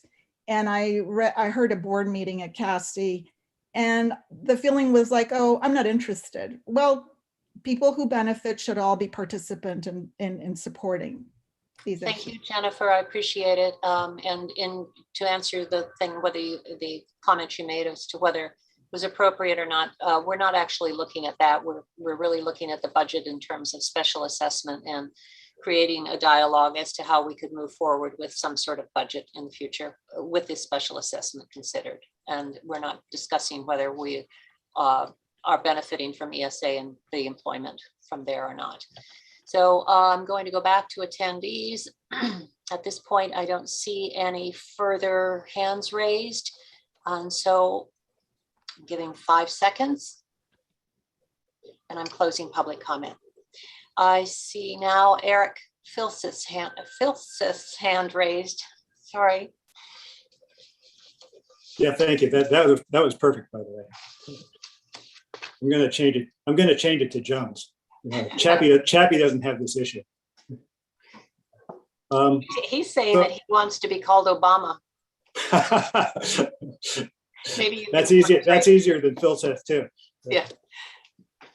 So I have 2 comments that I sort of wanted to throw out, and both these again relate to the special assessment and so forth. Which is, the first is the opacity, and I understand the legal constraints, why that is, but the opacity of this process puts us in a very awkward position.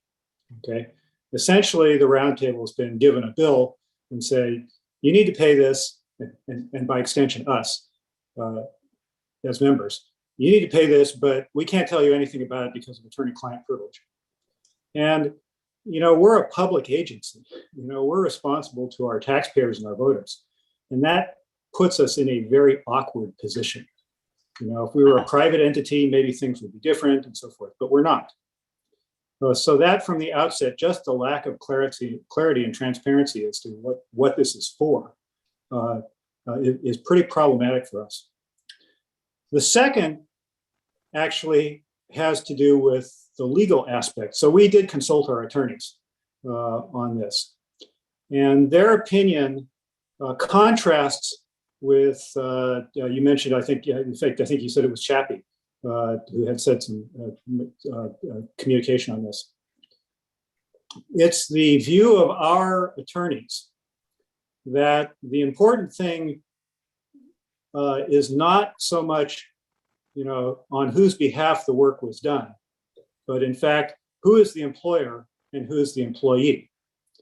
That is, in cases of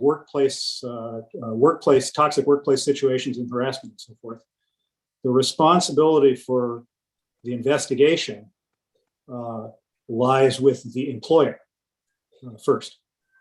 So again, all this is rather opaque, right? I mean, since we don't know who the employee is or who the employer is and so forth, it's very difficult to be explicit. So we speculate. Okay. Since the roundtable doesn't actually have any employees, we speculate that the roundtable can't be the employer. So in the hypothetical case that the employer is actually Cassie, and the employee is a CASI employee, then it's the view of our attorneys that, and I don't know if that, we don't know if that's the case, but it's the view of our attorneys that even though the work was being done on behalf of the roundtable, the responsibility and costs for the investigation, including legal costs, lie primarily with the employer. And that's true whether the work was being done on behalf of the roundtable or the VTA or the Boy Scouts of Palo Alto. Again, we don't know, okay, but but if in fact that's the case, that's how our attorneys would look at it. So the combination of those two things puts us as a public agency in a very challenging position. And so under the current information or lack thereof, and I appreciate very much Chair Bernald's trying to get as much information on this as possibly can. But without a change in the amount of information available to everybody, we're going to have a very difficult time committing to the special assessment. Thanks. Thank you. I see Glenn chomping at the bit. I have, as I've mentioned, two scenarios that may help us work our way through this. So I'm willing to take all comments at this point, and we definitely will be looking to our legal counsel to weigh in on what's viable and how we can work our way through this and still hold our heads high. I mean, that's been the bottom line. Glenn, please go ahead. Yeah, cool. It's thank you for this is the part I've been waiting to be able to talk, and I think I'm going to be able to try and answer some of Eric's questions and Steve to the questions you had earlier, and I'm going to get to where they're at. Well, let me just say, a lot of the questions where people are saying about the line item and how much is it, and what's actually being done, those are some of the things that we were attempting to define as part of the ad hoc committee. And that I will say in the January Cities Association meeting, I said if the roundtable was going to continue underneath the Cities Association, yes, we would expect to pay some normal fees. But that those fees and structures would be defined by both parties, not just arbitrarily decided by another. So conceptually, I think it's the right thing that we would have that, but we never got to the point of actually being able to define those things. So being able to create these roles and responsibilities, if we had done that, I think that would have been able to clarify a lot of the stuff we're talking about, we're talking about the charges are for. The second thing I want to say is, I completely disagree 100% with the way the line items have been presented already. I disagree with the statement that says special assessment.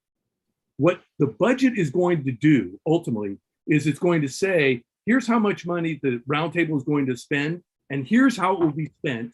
And then that will be divided and go off to the cities, and the cities will either pay or not pay. But to define and say here, we're giving you a special assessment, I think that is an incorrect way. We're just trying to define line items. In a budget, you don't have to define in the source of revenue how it's going to be broken out that way. As it relates to this investigation, my minimal understanding of what it is, it does relate to the roundtable. And I believe the investigation is actually correct. That if someone makes a legitimate, and by legitimate, I mean not fraudulent, and a complaint does not mean it's correct. It's just as long as you're not making a fraudulent complaint, then it needs to be properly investigated. The issue of what happened and is wrong here is at the time that the Cities Association was going to go embark on a contract for investigative services, they should have come to the roundtable and said, we have to do this work. We estimate it is going to be X amount of money, and you need to go ahead and define in your budget how you will pay for it. The reason we're having this challenge now is because none of that work was done. And I believe that's work that should have been done as our fiscal agent, in conjunction of how all this stuff works. I completely 100% agree with the issue of what you're saying with the lawyers, Eric. that there is no contractual responsibility, no document that anybody can look to that says the roundtable has agreed to either pay the investigation fees or the roundtable or the cities associations their hours of whatever it is they put into all of this. There's no contract that does that. However, I believe the roundtable should pay whatever we think is the right dollar amount, but the fees that the cities association wants us to pay. Glenn, why do you say that? I say that because the cities association only gets money from its the members, so the cities. So the cities are going to end up paying this money to the cities association. They're either going to pay it because here we think it should be done as roundtable money, and we can help define the structure of how that's called, or the cities association is going to send a letter to all of our cities and say, yeah, this is a special assessment.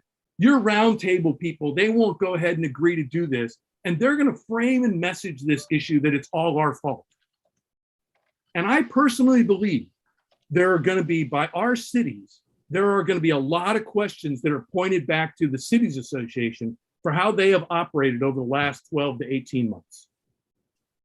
And that if we go ahead and do not just take the roundtable fee questions off the table by saying we should go ahead and pay them, then every time somebody tries to ask the question about how has the cities association operated, the answer is going to be, well, it's this problem that happened with the budget from the roundtable. And no one will ever be able to get to the issues that are going on within the cities association because it'll be fragmented up in this. The last thing is, Eric, you're saying here, your city might not want to pay, and that's cool. But all we can do is say, here's what we believe are valid line items that have already occurred, whether or not they're contractually correct or not, that should be paid for. And what are the line items of things we want to go forward to pay for? We're just a recommending body because, as you say, the budget's going to come up with some number, call it $100,000, whatever it is. And then it's going to get divided by representation the same way the budget's been done every time. And it's going to go to each one of our cities to pay. And I think that's the appropriate point to go and raise questions about, and oh, by the way, I think ultimately our cities are going to have to pay those, because if we don't, then what happens to the cities association? But it's at that point you can say and ask legitimate questions about how the cities association operates and go, why did you allow this to happen? Why did you function this way? Why do you go ahead and rely on some abstract thing in the original bylaws or comments that say, well, here, yeah, you'll pay for, you'll have to cover your work. That's not how you go ahead and logically anybody runs a budget. In any of our cities, once we have a budget defined, if a new unexpected item comes up, pretty sure in all of our cities, unless it fits within the city manager's authority, that comes to our councils and you have to make a budget adjustment. That's exactly the process that the cities association should have used with the roundtable. They did not. So we don't have any contractual rules for this or legality for it. But we should go ahead and recommend it for it to be paid as a roundtable bucket item, so that then when anybody in a future discussion is trying to ask questions about how the cities association operates, and the cities association says, but it's a roundtable, funding problem, you can go, no, that's not what it was. Let's get to the right issue. Now, unfortunately, I'm laying all my cards on the table of how I'm going to complain about the city association going forward. But I think that's the way to do it. If we don't go ahead and pay these items, or at least some section of them, and I do think the investigation actually falls in that. I wish they could actually give an estimate for what it's going to cost, because that number just keeps changing every couple of weeks when we talk with them. But that's what we should go ahead and do. And I'll go ahead and stop right there because I wasn't succinct this time. I'm going to recognize myself because Glenn, you brought something up that I think Eric is indicating too. Yes, the final decision is laid at the feet of our individual cities. And our councils are the ones that are going to have to approve or not approve the amounts, especially for the special assessments. I'm not sure how much that'll be and whether for each individual city it will be something that can be voted on or approved as a line item straight across by the city manager, or if it's going to be something that should go to the council. I believe it should go to the council. I think they should be made aware of what's going on. I like the idea of controlling the dialogue, but I'm in a different position where I'm pretty much sure that my city council will not approve it. So I want as we go forward to consider that we're going to have different reactions from different cities, and I'll just have us flesh out the conversation from there. And again, look to trying to figure out some scenarios. Number one, and I believe this is what Glenn was going towards. First and foremost, we devise a budget. And we talk about how we can devise a budget. I'm asking about going forward on this particular thing with devising a budget so that we can be sure that funds are appropriated to pay for any outstanding and contractual amounts that are due ESA and Christian Powell as our legal counsel. And then we can consider whether we want to keep a placeholder for a fiscal agent and program coordinator and the associated costs, or we don't. But I think we need to move forward with some sort of budget today. Then after we do that, we can, if with your approval or your ideas, we will then go into discussions regarding the special assessment. So I'm looking now. Oh, I've got a lot more hands raised. Well, I've got Liang at the top of the list, so I'll go from there, please. Hi. Hi. So I recognize that whoever pays, eventually Cupertino has to pay either through the roundtable or through Cities Association for this kind of HR complaint. And I also want to be sure that roundtable continue to exist, functioning,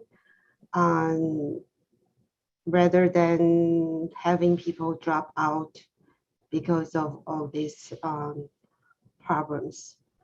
So I'm struggling with that. But I have consulted my attorney and the city attorney too. I'm city attorney and city manager. City attorney reads through all the documents. He thinks we have legitimate position for not paying because there is not enough information provided to the roundtable. So as someone who is responsible for the roundtable, how can we blindly approve something 23,000 and another 27,000 more for next year without any line item budget of what they are for? That said, I think also it seems Cassie board, when they first got the complaint, they did not think the roundtable should pay, which is why they retained the attorney and the investigators without consulting the roundtable at all. Later on, they changed their mind. They decided, oh, they want someone else to pay. And now they are saying you have to pay, but we can't tell you anything. I have to say that's their screw up, and we have to pay for their screw up.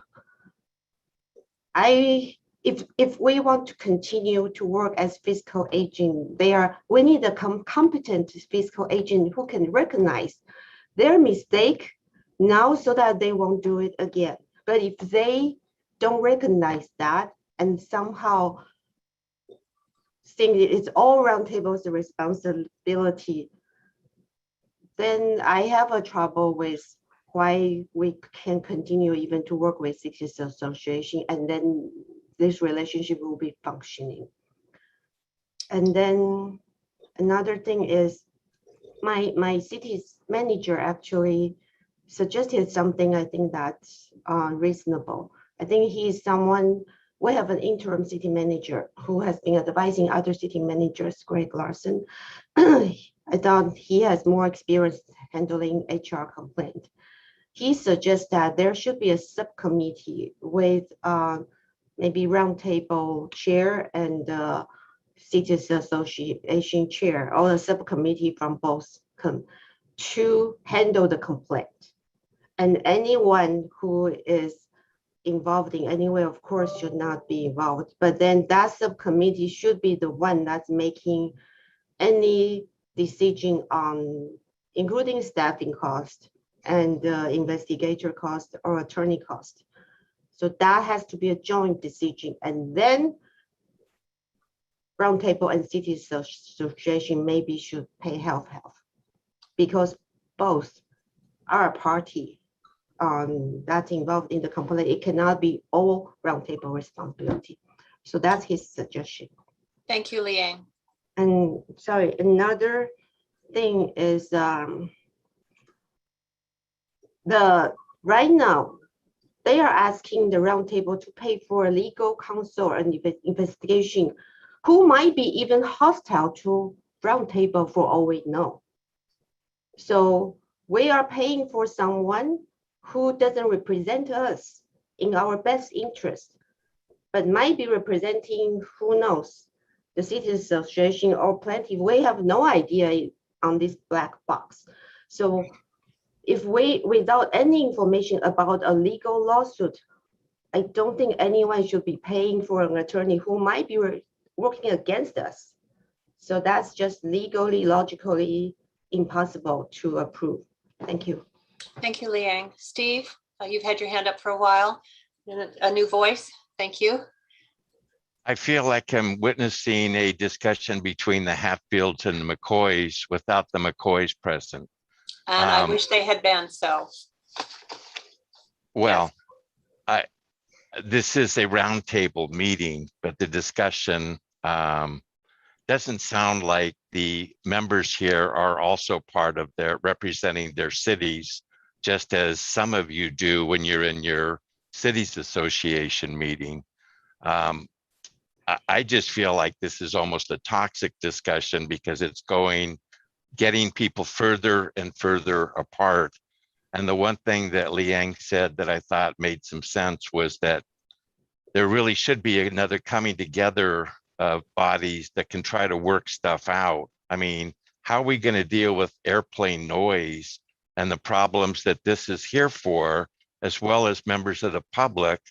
This is the right venue for people to come to. So we really need to figure out how are we going to move this forward, or we're not going to exist anymore. And members of the public will go to each city council meeting, the Board of Soups meetings and all that, and the frustration will only rise.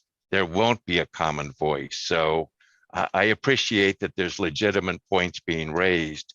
I just don't know that we're going to come to some kind of resolution of that. Thank you, Steve. I think one of the things that from having attended several of the CASI meetings that has not been brought up yet is that as a result of this investigation, Cities Association has worked themselves into a financial hole. And this is the reason that we are now seeing the resolutions that say you will pay up, Roundtable, because we have no other way of doing it. You will pay up, Roundtable, because otherwise 15 cities will have to pay for what 8 cities in the county have incurred. And that's what they're saying. So it's a very difficult discussion. And Glenn gets to it, Eric gets to it when we realized that at no point was there any discussion with the Roundtable. And probably legally they couldn't have, because the Roundtable was the reason they maintained that they had to do this investigation. But never was there any oversight into how that investigation was going to occur, how it was going to be expensed, whether it would have any kind of implications over and above whatever. I mean, I don't think it was well thought out, and I'm being kind. And as a result, there have been an overturning of legal counsels now that we are actually being billed for. Shantine left, but we have some bills for her. Kat Wellman stepped in as interim. We have bills from her. We have bills from 3 legal entities who have now been involved, one come and gone, one coming on after the first one left, 3 legal entities who are billing us now for the investigation. And we now have a new Cassie attorney who is billing us when, for example, Chappie Jones asks a question that involves the roundtable. I don't have any say on whether that is a line item that I could approve at any point or not, but there seems to be a belief by their representative, their legal counsel, that if it involves the roundtable should be billed because it's a question that somehow then would benefit the roundtable. I'm going to look to a couple other people who haven't spoken yet. Eric and Liang, I see your hands up, but I'm going to go across unless Eric, you have something that's really pressing right now. I see you on mute. Yeah, okay, I'm going to go on. Okay. Anita, I think it must be very painful for you to speak, but you're the next person up on my screen. Thank you, Chair, and I hope I don't mumble too badly and that some of you can understand me. I agree with the people who want to find a way to go forward. I think we owe it to our constituents, we owe it to our residents to make something work here. Speaking to the question Mary Lynn posed about possibly doing a budget or finding a way to do a legal way to pay outstanding bills for our attorney and ESA.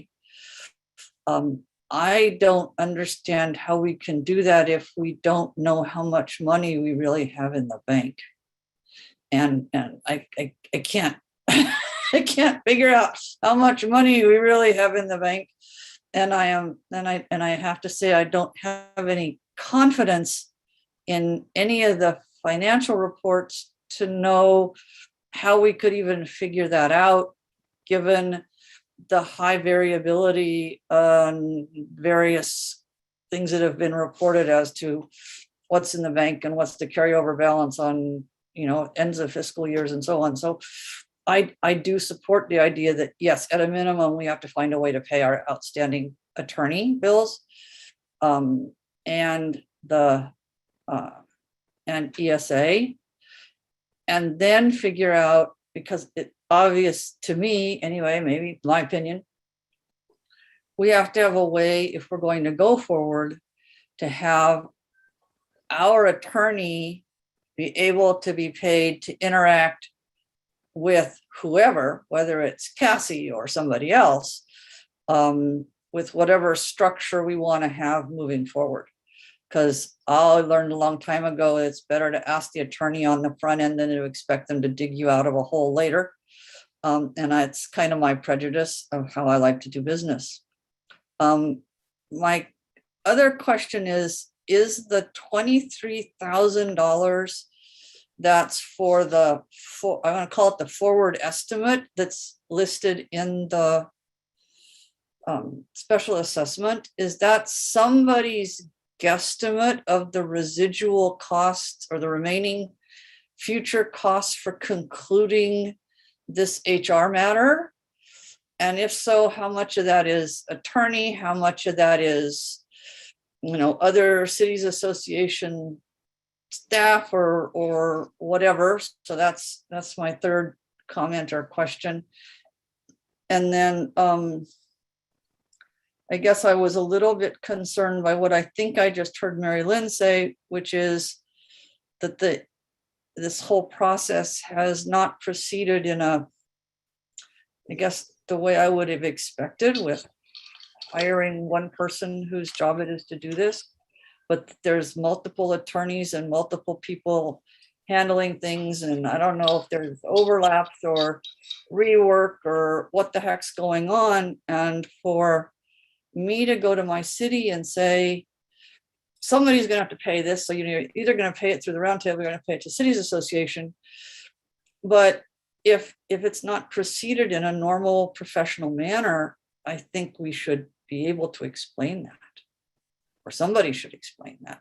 Because if the costs have been escalated because of that, then that ought to be talked about somewhere. Thank you, Anita. There's one question I can answer, and that has to do with how, what this was. Yes, it was a guesstimate for the 23,000. It actually came in at $22,978. And I said, well, that's one of the pieces of work that I saw. One of the reports I saw. And I said, Rania, this is a very specific number. How was this derived? And she said, oh, well, it's estimated that based on past incoming bills, that we have averaged about $3,000 at certain time frames overall. And then there are a couple of things that are solid, that I guess that accounts for the $78. And therefore, we came up with $22,978. And I said, well, that's very peculiar. And if you're going to get that specific, you're going to have questions. And she said, oh, well, then we'll round it up to 23. So that's the answer I got.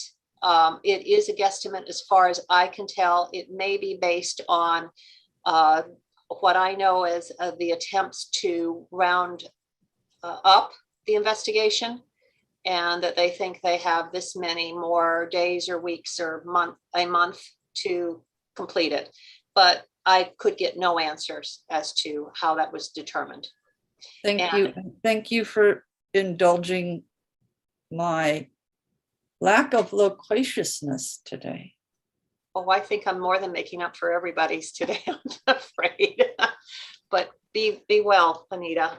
Thank you for your insight. Allison, you flipped up to the top, but I think I had you next on my list, and I see your hand is raised.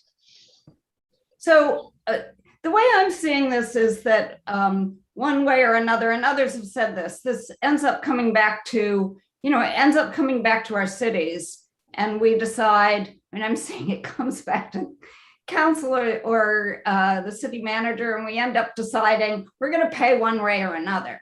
I mean, it's kind of a different set of cities, is it all the cities or the subset that's on the round table? So there is some difference in that. But for my city, it just comes back to my city. And I don't have any confidence that when the discussion comes back to the city, I have a city council member who's on the Cities Association board. I don't have any confidence. The discussion, if it comes back to council, is not going to be as long as the discussion we're having right now. It won't be as comprehensive or detailed. And I don't have any confidence, or I should say I have confidence that it won't, it won't be, I guess I'm repeating myself, it won't be a conversation that has any level of comprehensiveness. We'll just pay one way or the other. I think that both of these entities are important to continue. I want the roundtable to continue. I want the Cities Association to continue. I don't think, even if I think the Cities Association is 100% wrong, I'm not sure that dragging this out longer is going to solve any problems at all. I hate to say water under the bridge, but to some degree it may be the expenses we're talking about may be that, and the more important thing may be how do we go on in the future. Do the kinds of the work that people have done here over the past year, maybe says, although it's a difficult decision, that the Cities Association should not be the fiscal sponsor in the future. Maybe that's inappropriate. I don't know, but I'm not sure what gets solved. Even if the Cities Association is 100% wrong, I don't end up hearing what gets solved by saying we won't pay. It just seems to be then a continuing and deteriorating discussion. But again, I'm new to this group, and you can tell me I totally have this wrong if you'd like. You have excellent input. Thank you, Allison. Okay, Kathy. Thank you, Mary Lynn.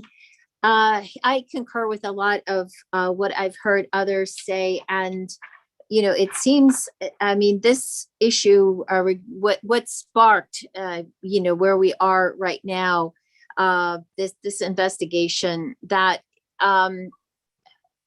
it like Allison just said, it doesn't do us any good to continue, or for this to go on. It's just increasing costs.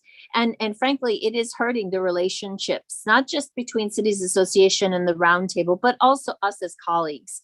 And because, like I said, some of us sit on both committees, and I've had to hear some things said about the Roundtable that I didn't appreciate. And because there aren't those representatives that really understand what we are doing as a Roundtable and how we are representing their cities. If I agree that we should be amenable to resolving some of these costs, but at the same time, we have an attorney now. We have Kirsten Powell. The Cities Association has an attorney, Gary Bowen. If you want to resolve things, you have to have some kind of a discussion. And is there some way that the two of them can have an amenable discussion to see how we can settle this? Because again, like several others have said, it does not do us any good to prolong this. We have issues that are at hand regarding FAA issues and other, noise issues impacting our residents that we cannot work on because of this, how we're held up here right now. If there is some way that we can come to an agreement to pay some of the costs right now, to extend an olive branch basically, and to say, look, we want to work with you and we want to move forward, but we also need to know what's going on and what this money is being used for, how this special assessment was come up with, but as a resolution to move forward and come up with just come up with a way to be able to just continue the Roundtable, because I don't want to see the Roundtable go away either. And if this has something to do with money, because like Mary Lynn, you mentioned about the cost that Cities Association has incurred, if this has something to do with money, then let's pay it so that they have their money, so we don't have to have a special assessment, so that frankly, there isn't fingers pointing and people being embarrassed because that's what I feel is going to have to come. It will come down to people are going to be pointing fingers. There will be like embarrassment, and I don't want to see that happen, because we've worked too hard and come too far for things like that to happen, and we still need to work together as cities and colleagues. So that I'll just leave it at that. Thank you. I appreciate your input, and I have a question for you, because I think we're getting to that point. I think we could continue to rehash a lot, but I think we need to be cognizant of the time. We're supposed to quit at 4. We've run over what we thought was just going to be 3.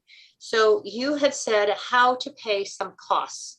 Do you have some ideas on that or suggestions? Are you saying that we go ahead with the budget to make sure that first and foremost we pay our outstanding contracts to ESA and Kirsten, and then so that's a yes. Yes. And then the second part is, do you have something that you would suggest about the special assessment? Would you consider that we should have a request in that we get more documentation on, oops, she disappeared, on how the line items fall through with special assessment? Do we need more information? I don't know if we ever will get it, because I've worked really hard. Or do you, to get that from them, they're claiming client attorney privilege, so we can't fight that. Are you going to divide the legal costs and investigation costs away from what would be expended for Andy? I mean, I'm not trying to put you on the spot, Kathy, but I'm also saying, okay, as we move forward, how do we move forward? Right. No, and I appreciate that, Mary Lynn. No, I agree. feel like we have an obligation to pay ESA and our attorney's fees. Yes, those costs have been incurred, but at the same time, and others have brought this up as well. I have concerns about the lack of information and like doubles and triples billings, it sounds like as well, and that there needs to be some kind of an agreement, to pay X amount, an agreement to pay X amount of those costs in order to move forward. Because I working again at in the legal field in the past, I mean, there are always questions about fees, and you come to an agreement, you deduct costs, things like that, and based on what I've seen, and even just I was going back trying to look at the documents and the special assessments, there are definitely costs in there that I question, and I feel like maybe with our attorneys could get those costs reduced and come to an agreement so that will make both sides happy. I mean, it happens all the time. Okay, I'm going to ask that the three of you that have your hands up now, do you have anything else, or would you be willing to have us go ahead and consider some motions? Glenn he's okay with motions. No, you have something new to say. Okay, Eric, do you have something new to say? I do. So thanks very much. And so especially Glenn, right? Glenn, thanks for, you really cut to the chase here. And the reality is, I think you and I are actually in violent agreement on a lot of stuff here, right? Some of which is appropriate for this meeting and others which is not, right? I actually agree 100% with your objective, right? But to the point of, this is tricky because a lot of us are on both these groups, right? And as multiple people have made the point that, it's going to come back to us one way or another. So what difference does it make, right? It feels much more appropriate to us that if we're going to end up paying for this, we pay it through the Cities Association as opposed to the Roundtable. The Roundtable should focus on airplane noise, okay, right? To Glenn's point, and let's see if I can say this as delicately as possible, since it's not really the Cities Associations, checks and balances and oversight mechanisms and fiscal and fiscal controls and so forth. It's not really this group's issue, right? Although it's certainly an issue for some of us in this group with our other hat on, right? People have said, well, the reality here is Cassie ran up a bunch of bills without figuring out how they were going to pay for them first. Okay, that's what happened here. Okay, and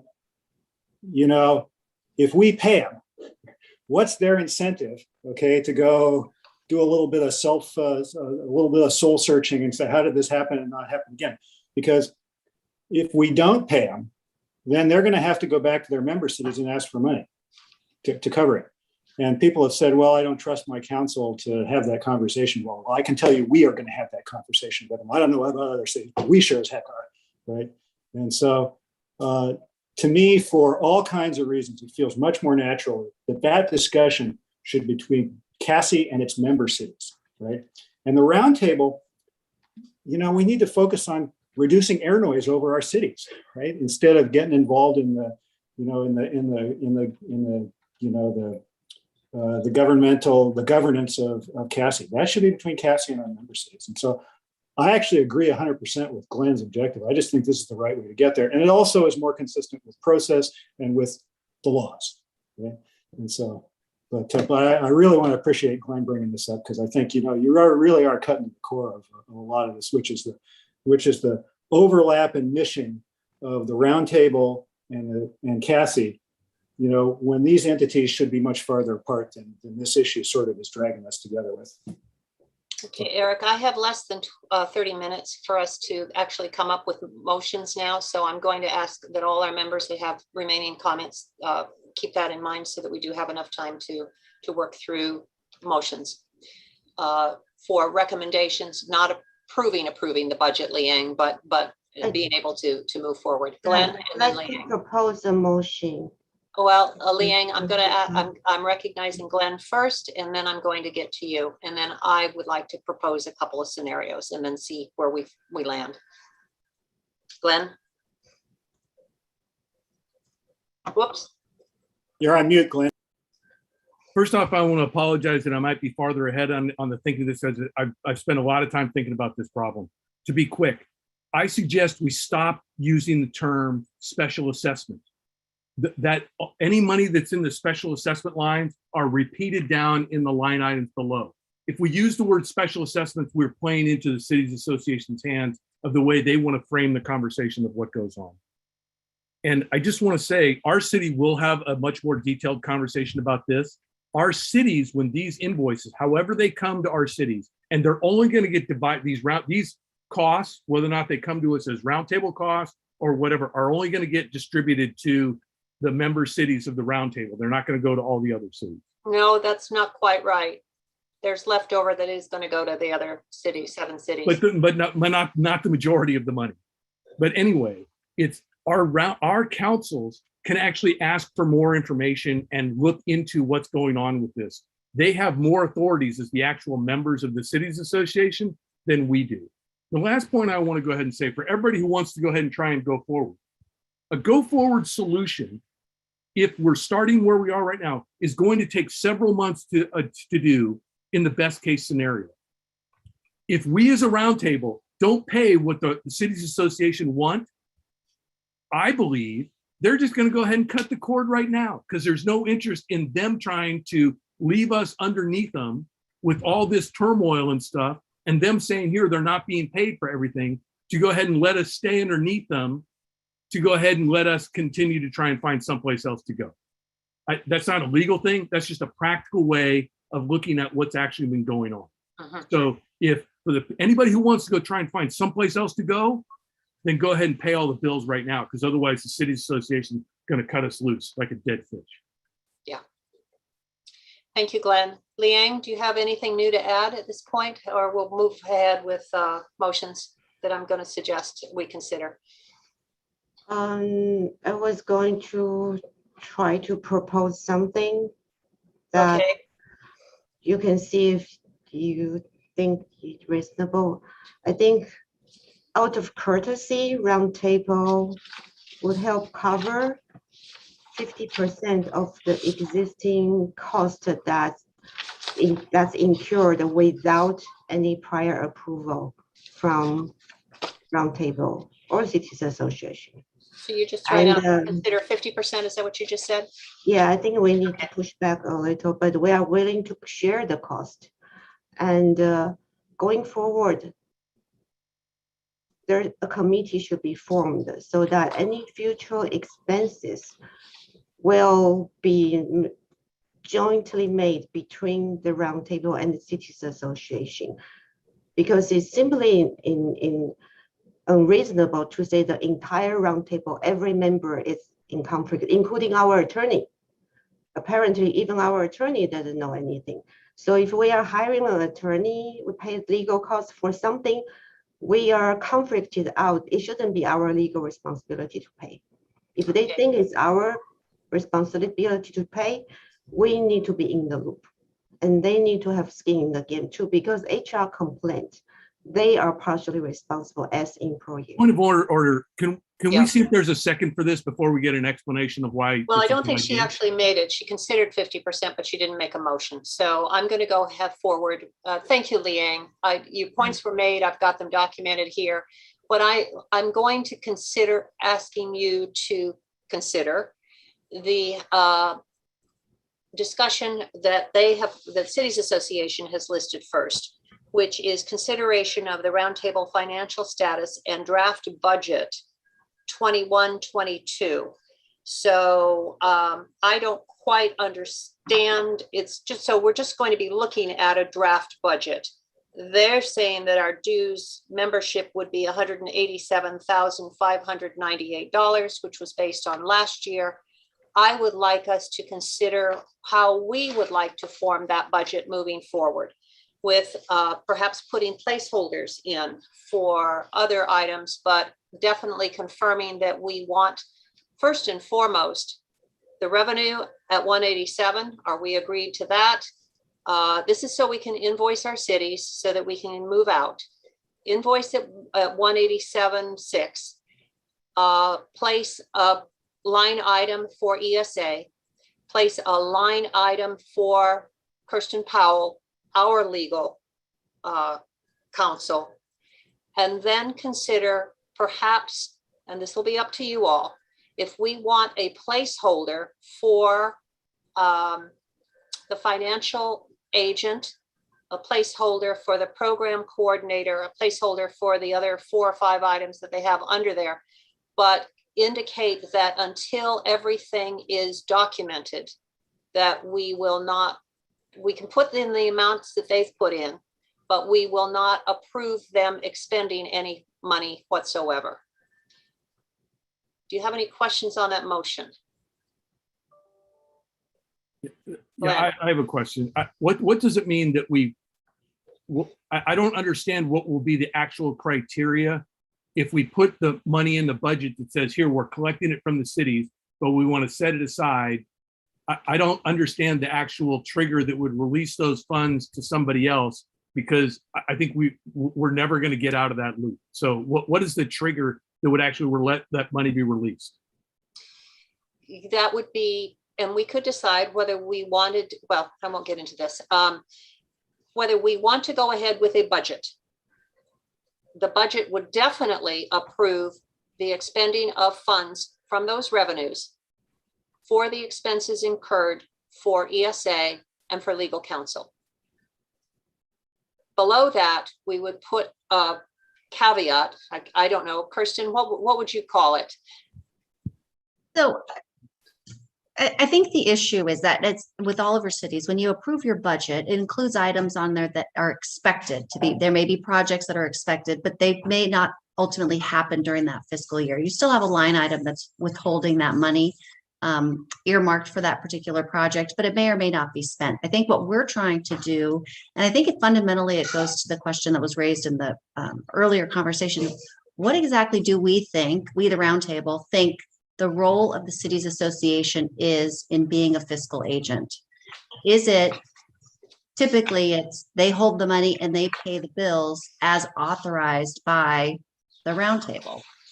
Cities association has taken it a few steps further through this investigation and other things. And I think the idea is to first sit down, and this was part of the work of the ad hoc committee, is to really define what their role is. What authority do they have with the roundtable's money? And so you can approve a budget today so that we can, or not today, but at our next meeting, so that we can get the monies paid by the roundtable members and have the money in the roundtable fund so that it is available, but can only be spent upon approval of either the full roundtable membership or the chair. It is not within the authority of cities association, staff, or anyone else to spend money unless it's been specifically authorized by all of you. Okay. Well, there's 2 parts of it. So I've been in all the roundtable meetings, and or the ad hoc committees try and work this out. So we're putting a distinction in here that the cities association doesn't agree with. And if we're going to put these line items in, I think whatever it is we're talking about that goes to the cities association, I think we have to bifurcate and say, here, what is for money they've already said they've spent? I'm just going to call that sunk cost. And what is it going forward? Because the challenge is they're thinking here that, the executive director costs X dollars an hour. Well, that's in, if we're saying we agree to what that was for the sunk costs they've already done, doesn't necessarily, because we just want to get through it, doesn't necessarily mean that's the number we think it should be going forward. And those are the things we tried to work out in the ad hoc committee, and we've never been able to do for a whole bunch of reasons. So you guys do what you want. So Glenn, at some point you had sent me an idea that you had of how you would move forward with a proposed budget. This was months ago. I know I'm putting you on the spot and I had the materials, but I can't find them right now. Yeah, I mean, but I have it, but my assumption is worked on, we're not going to go ahead and go forward. That we should go ahead. There's some starting number of our budget, which nobody seems to agree what that number is. Right. The question is, do we want to pay all of the back information to money to the cities association, which is somewhere around 50K, is what they're saying right now. At their meeting last month, it was only 40K, but it grew. So we should decide quick before it grows again. And then there's a question of what money you want to do going forward. And if you want to end the roundtable as it is right now and reconstitute later, then we should figure out how much money we need just to hold a couple more meetings so we can wind down. Or if we want to go forward, the answer is, I think you have to just go ahead and say, you need another couple $100,000. And we're going to figure out through some process how it gets spent in the future. Because we can't identify all the line items and what they are at cost because we've never had that agreement. So, I don't know how to move forward in a try and work with them. I can make a recommendation on how to make recommended line items because we're not doing a budget. All we do is we're making recommendations for what should go in to wind the organization down and then reconstitute later. But it's up to what you guys want to do. But you can't just go ahead and say, well, here, we're going to go ahead and put money in, but then we'll figure out how we actually release it. Because that's the core issue that we have with the cities association right now. And you're trying to get them, or we're trying to make decisions so that they continue to work with us. If they think there's conflict in how that works out, I think there's a challenge working forward. Anita, I see you've raised your hand. Do we know if we have enough money in the bank my impression is somehow we don't have enough money in the bank to pay the outstanding ESA, which I don't even know what that is, the outstanding for the attorney, and whatever portion or all of the requested sunk costs, as Glenn calls them, that we have. Do we even have the money in the bank to do that? Do we know with any confidence? So I believe there's no confidence. The last thing I saw from the Cities Association said beginning fund balance, and this was, I don't know, probably sometime last month. They said there's $76,520. I don't believe that number at all. That's right. It's more like $3,443. Now they say it's 3,000, and that's whether there were bills presented or those are the outstanding bills that we don't know about, because the 76,000 was the carryover as of June 30th.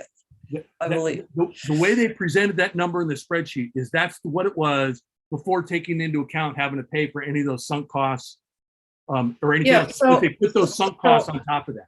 So I think in order for us to even have an intelligent conversation about this, and it's really unfortunate, is if we think that the June 30, and I'm worried because it says estimate on the fiscal year 2021 column.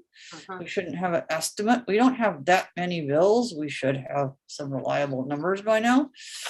Whatever the June 30 number is, that's the balance left over, you should have, and I would just ask for the journal entries. I used to do my own accounting for multiple businesses. Give me the journal entries and tell me what the accruals are, that aren't paid. Where are we? How do we discuss this when we don't know where we are? Anita, but that's why I think we're not making a budget. We're just going to make recommendations of what we believe are valid expense items that should go in. What you're talking about is part of the function the fiscal agent should be taking and doing. And because they're going to go ahead and essentially the budget is, they're going to figure, we're all going to agree, us and them, of what are the new expected line items, we say. They're going to go, take that and subtract that or add that, however it goes to whatever the beginning balance is, and then divide that up and go ask the cities for that money. If they do that wrong, then that's their problem and their responsibility as the fiscal agent. That's what we keep saying is not our job. Our job is to say, here, our mission going forward is X, and we think our mission is going to cost this and this and this and this and this. And that's input they put into the budget process, which by all the bylaw stuff says it's not us. This is where Glenn, what are your valid expense items? I just came up with, what they called their Cassie time and HR legal stuff, which was at their last meeting 40K, but it's become 50K. That's special assessment. I want to set that aside right now. Special assessment is here. I'm asking for your money. The other piece is so that's an input line. The expense line is how you spend it, but however you want to go ahead and do it. And then there's money for our legal stuff to pay all of Kirsten and stuff like that. And I just threw that as 25K. Then program, and then whatever else we think to go forward.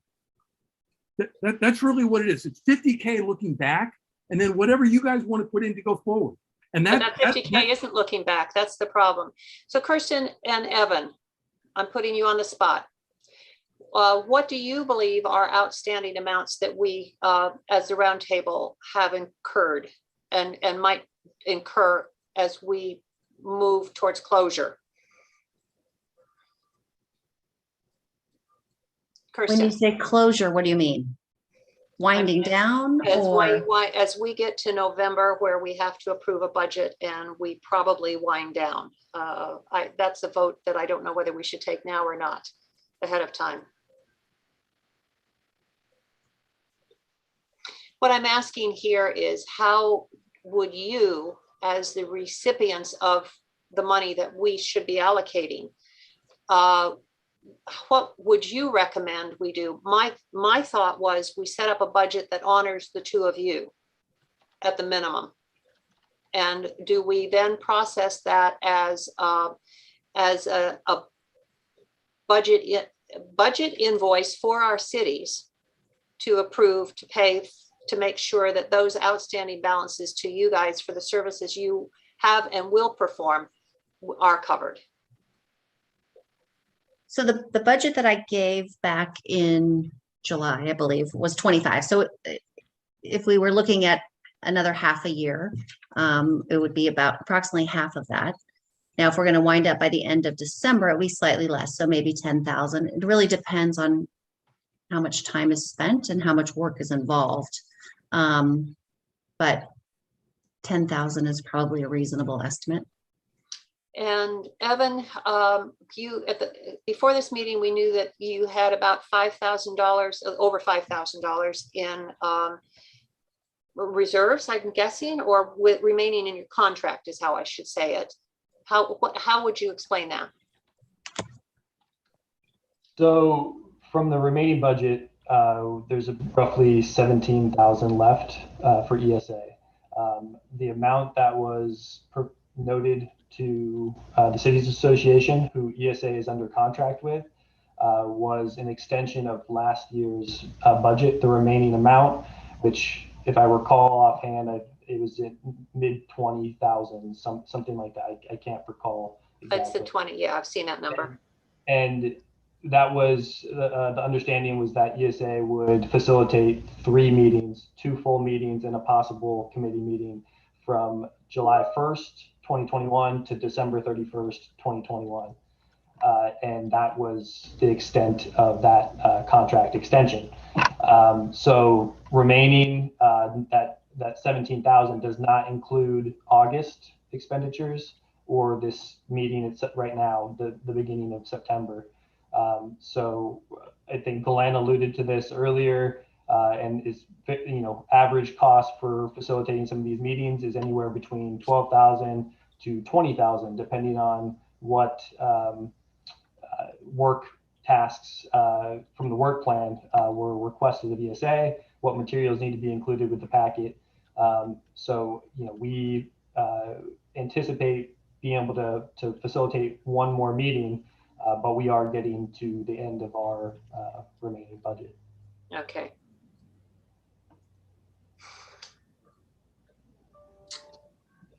Any suggestions as to how we can move forward with creating, Glenn, I'm going to use the word budget that honors the valid expenses that we need to recognize when we present this invoice to our individual cities?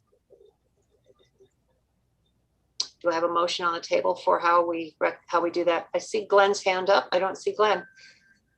Well, I was going to say, why don't we go ahead? We could just take, what the Cities Association is recommending as the budget, ask them to do their stuff and come back to us, and we're gonna have an opportunity. And at the next meeting, we can just make sure those line items are listed, 1 through N. And as part of our motion, we can say, we agree with line item 1, we don't agree with line item 2, we agree with line item 3, it should be a different dollar. And then, because then we'll take what, they're starting with, however they've come up with that thing, and then we'll go ahead and it'll be in the next meeting, we can just say, here, that's what we agree or don't agree to. Can we do that? Well, that's what I was really hoping to say in the beginning.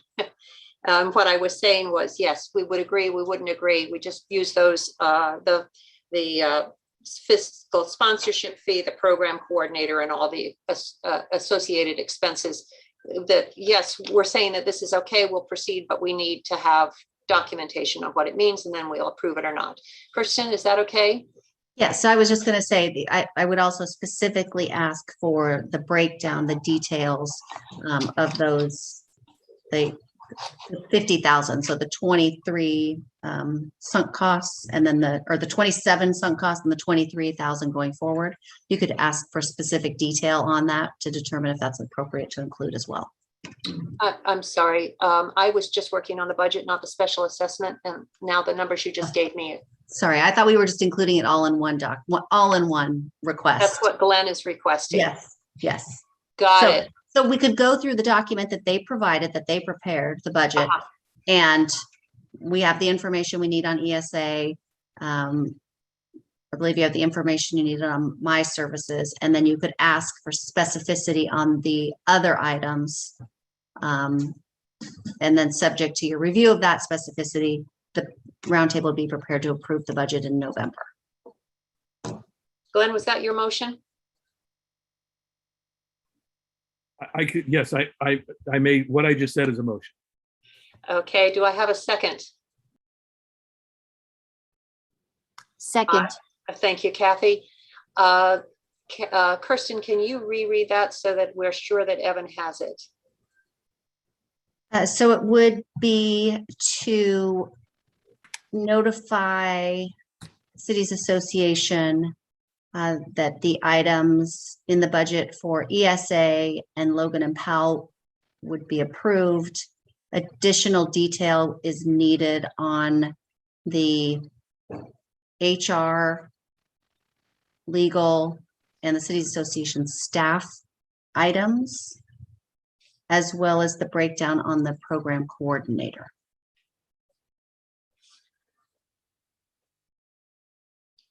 And Mary Lynn, is that all the line items that were in that spreadsheet we got from the cities?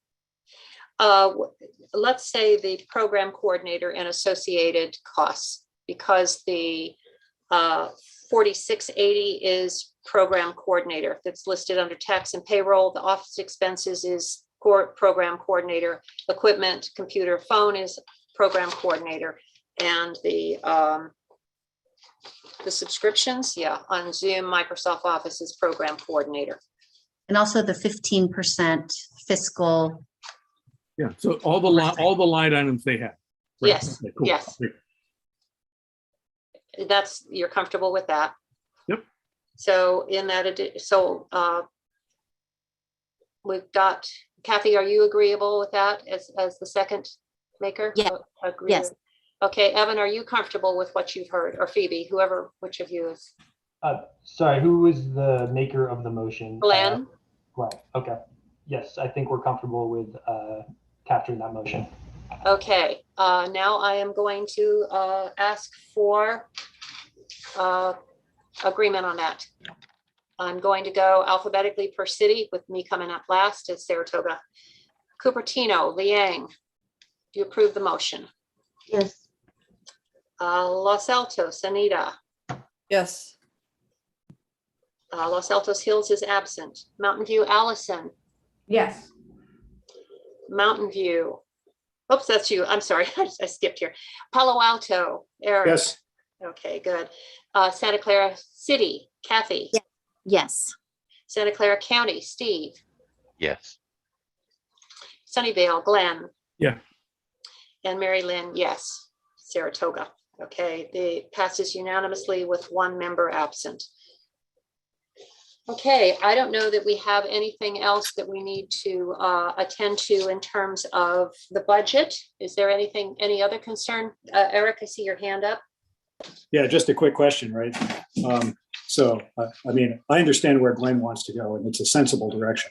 But the other stuff, the stuff that didn't converge, the work plan, the contracts, statement of work, consensus on what kind of stuff they're going to do and not do, and we get billed for and so forth.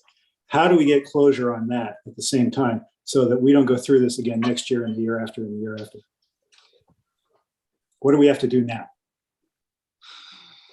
We have to return this motion to Cities Association and pretty much get a stance from them. I see Kirsten is weighing in, wants to weigh in. Her hand is up. Or is that left over? No, it's, I do want to weigh in on a different topic.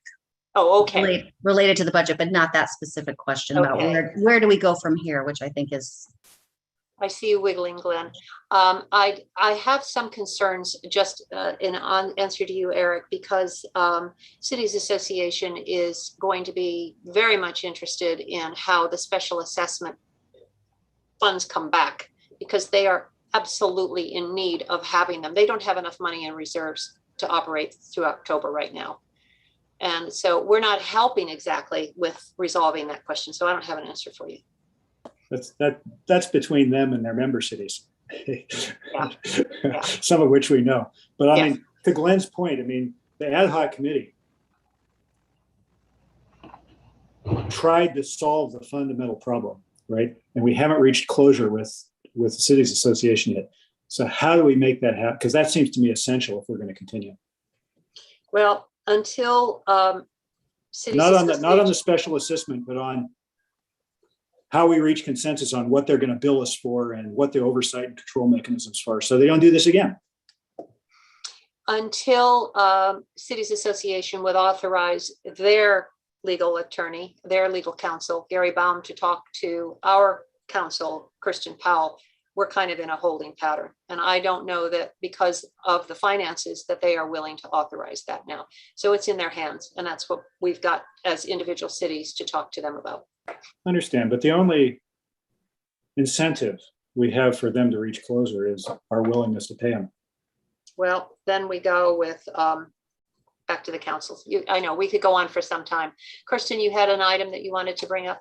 There was another request from Cities Association, which was to limit Cities Association staff from performing any further work on behalf of the roundtable.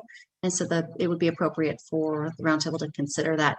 The other item would be, we're discussing the sunk costs as well as the future costs. Another thing that's not included in that, but must always be considered when you're dealing with potential complaints, is if there is any settlement to that complaint, because this roundtable is not the employer, as we've pointed out. What involvement, if any, will the roundtable have in any conclusions of that complaint? And I think the roundtable should make it clear that there will be no financial contribution to any conclusion unless the roundtable is included. We don't have that on our agenda right now. Is that something that we can make a vote on, or is that something? No, I think it's just some information for the roundtable to consider. And since we aren't making any final decisions on the other costs at this point yet, that can all be done in November. But if they're going to expect the roundtable to participate in the cost of the investigation, then would be best served to find a way that the roundtable can be included in that investigation. Okay. Thank you. This is one of the things that has concerned me, because they came up with this average estimated $50,000, but there was no indication that we had an end to that, that there was no way to staunch the bleeding. Anita, you seem to respond to that. Leanne, hold on, please. Go ahead, Anita. Just a question, follow up to what Kristen said. If the Cities Association has directed that their staff not provide any further support to us, how are they going to revise the budget and give us any detail and get it back to us for November? That's one of the things that is Am in the I just motion that says basing- minimal to keep us going. Yeah, it specifically says that the minimal amount to return, I think, for the November meeting is included in the motion that they presented.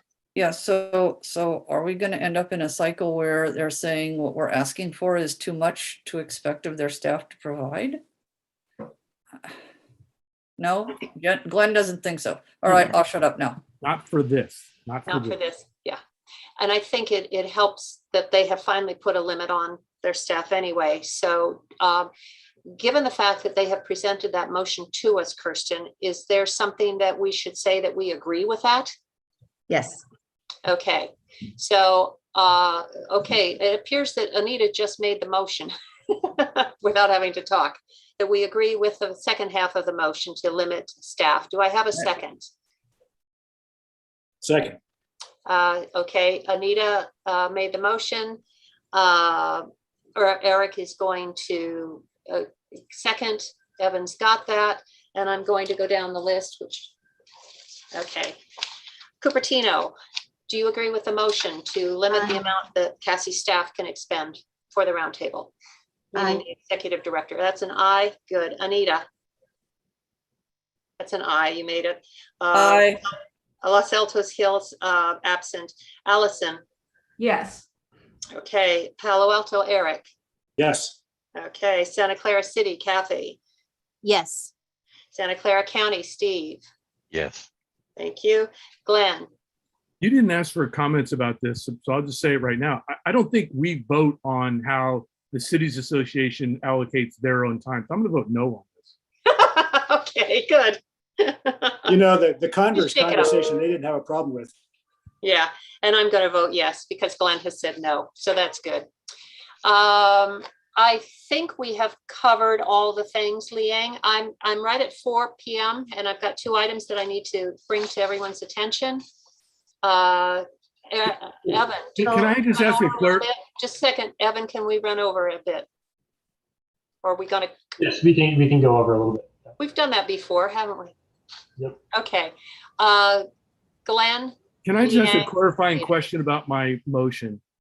You know, did that include they're going to come back with their special assessment stuff too? Is that going to be in there? Okay, good. Got it. Then I'm fine. Liang, questions, comments? So do we need separate motion that we want, we need some roundtable members to be informed about in the HR complaint if roundtable is going to be responsible for any part of the cost, either be the already incurred one or future ones. Kristen, could you speak to that? So that specific item is not included in the agenda, so we couldn't include that, but we will include that in at the November meeting when you were asked to approve the remainder of the items for the investigation. Thank you. So it's something that we can't deal with right now, but we've noted, and it's in getting back to the specifics and that's why what was in the motion, that we get back to the specifics so we can address it in November. Steve. Another thing is with regard to the fiscal agent. I think, as we know, if Cities Association doesn't learn from this, they are not competent fiscal agent. So what's the possibility for county to perhaps revisit this issue now? I think Steve knows more about the challenges we are facing, but now Roundtable has only Santa Clara cities. And is it possible the county could be fiscal with agent without any political involvement, just fiscal agent? That's a discussion for another day. I think cities, as Steve has said, is reviewing the situation, not knowing that it had come to this. So this is not something that we can consider at this point, but that'll be an ongoing discussion as to whether the roundtable moves forward in some regard or not. So regarding the motion that just passed, I didn't ask for public comment. I don't know if I was supposed to. I think we had already opened public comment on all the items, so I don't think I'm out of line. If we are requesting that city staff, that CASI staff limit their amount of time that goes towards the roundtable, will they then limit what's CASI staff in responding to inquiries from the public or from Congress? In other words, where should the public go now? Or can they actually shut down the public? I don't see how they can shut down the public, but then could they bill us if somebody comes and complains at cities? I'm looking to Kirsten. And then Glenn, I see you waving.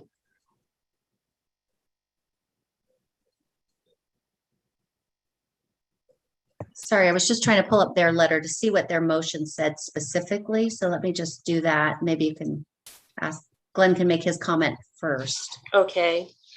Well, I think the public, they should be sending comments in that I think go to ESA because they're the ones that post them and all that stuff.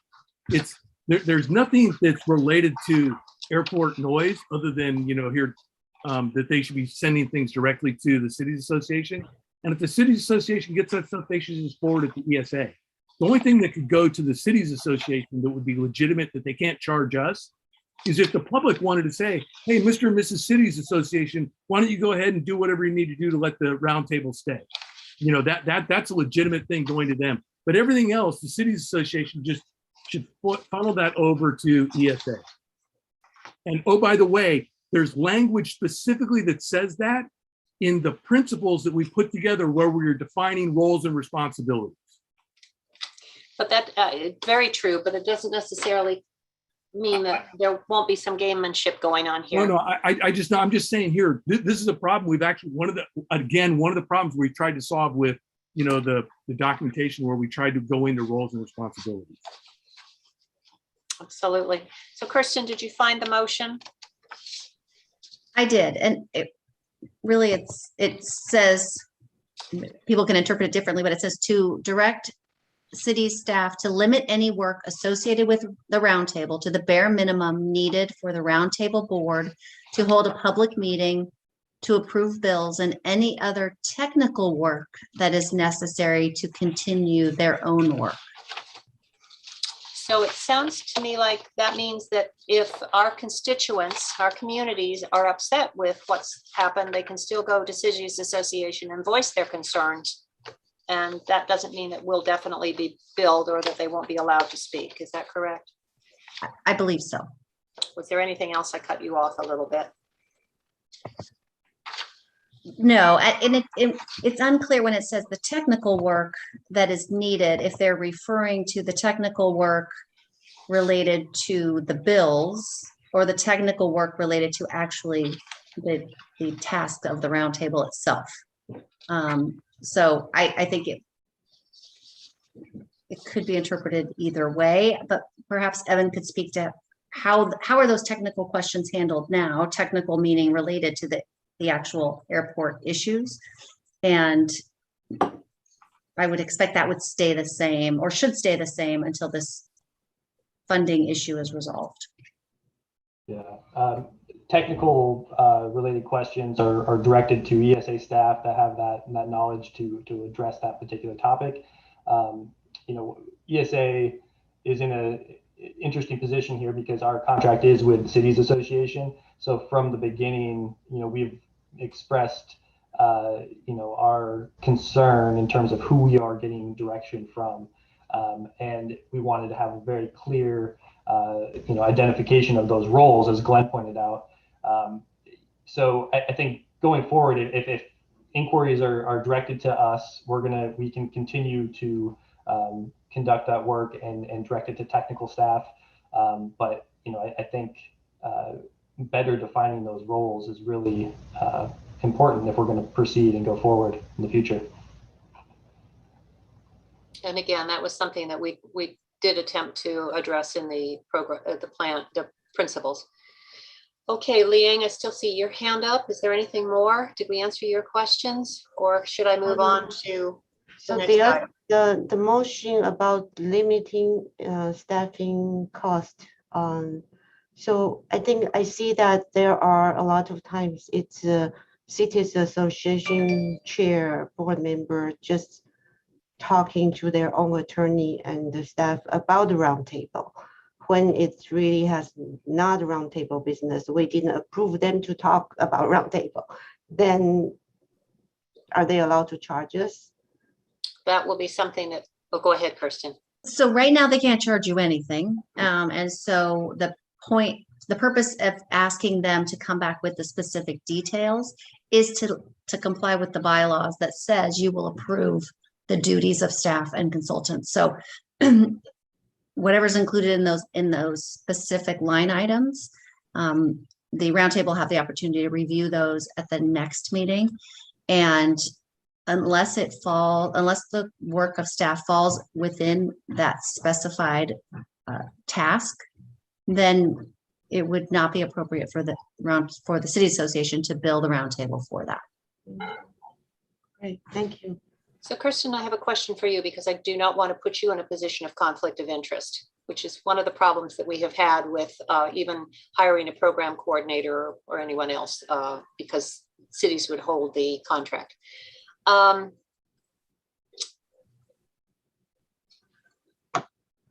This motion needs to be referred to Cities Association, this motion that we had that approving the budget.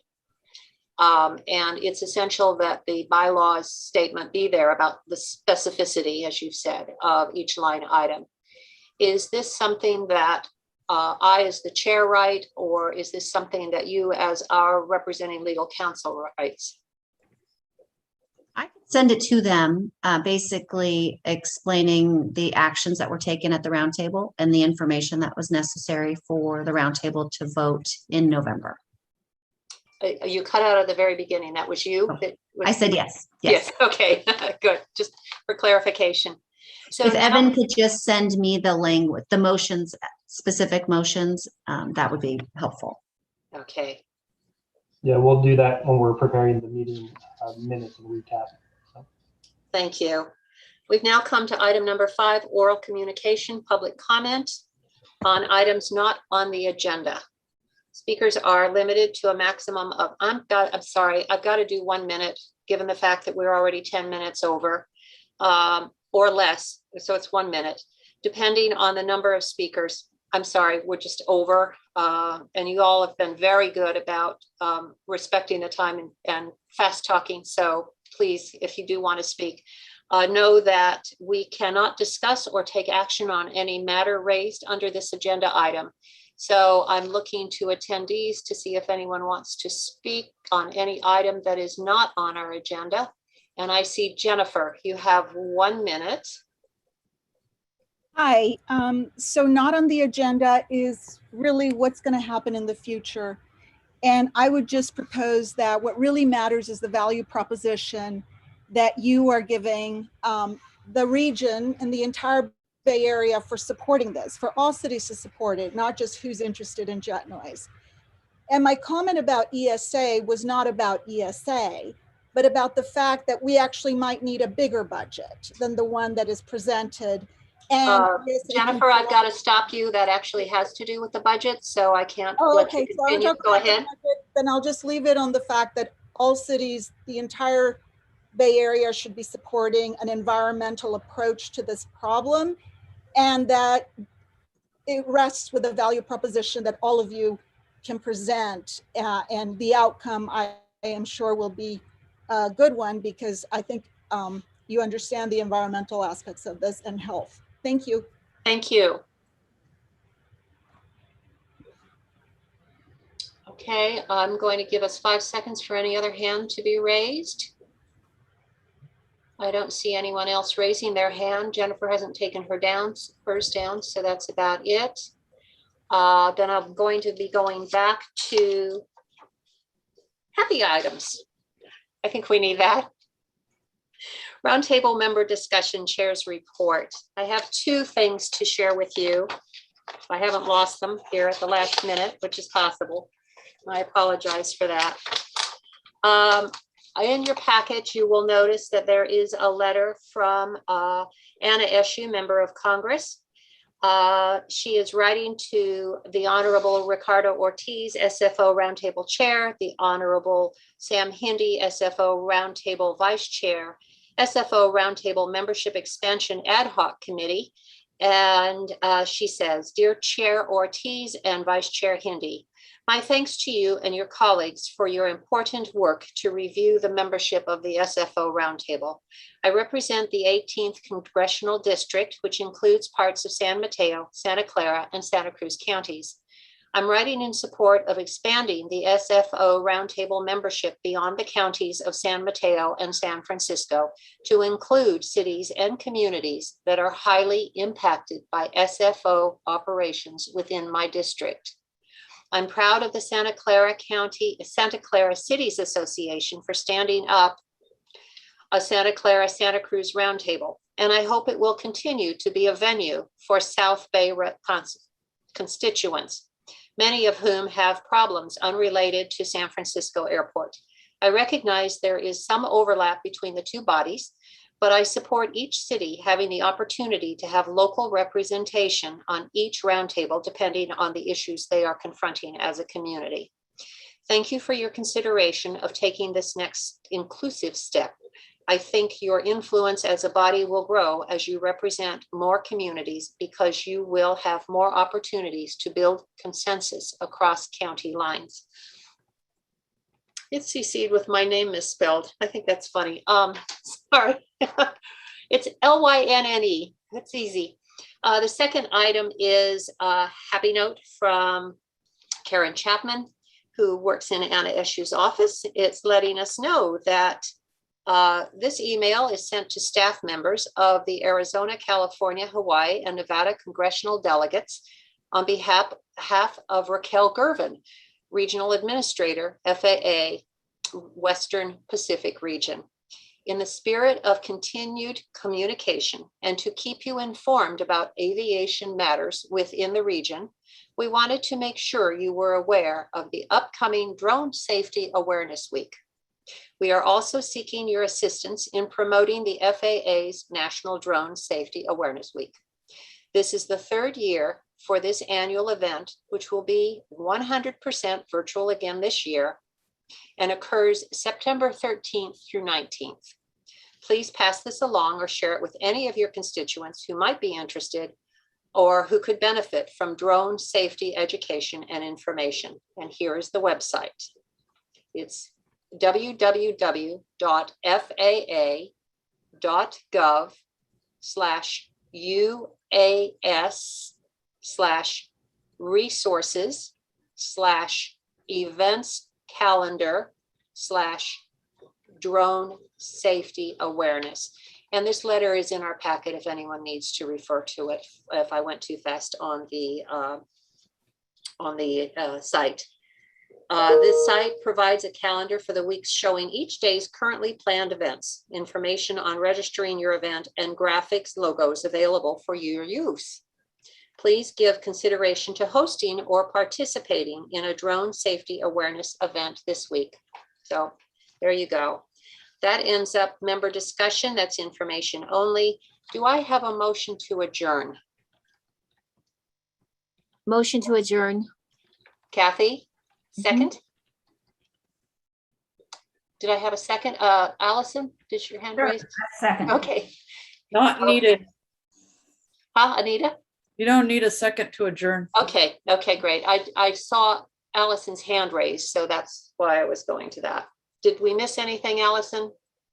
Nope. Hope you've gone down. And Steve, I see your hand raised. I know we're kind of on an adjournment period, but I see your hand raised. Yeah, I've been waiting 6 months to say this. I went to the airplane noise symposium back in February, and I just wanted to commend Darlene for the presentation she did on needing new metrics to measure noise. I thought she was real good. And so I wanted to say that before too many more meetings went by. I agree. It's been wonderful being able to work with all of our community that are so bright and competent and knowledgeable. And I am really glad you said that, Steve. So now could I have a motion to adjourn? Motion to adjourn. Thank you, Kathy. I'm sorry I put you on the spot there. It's lovely having you all here today in my office.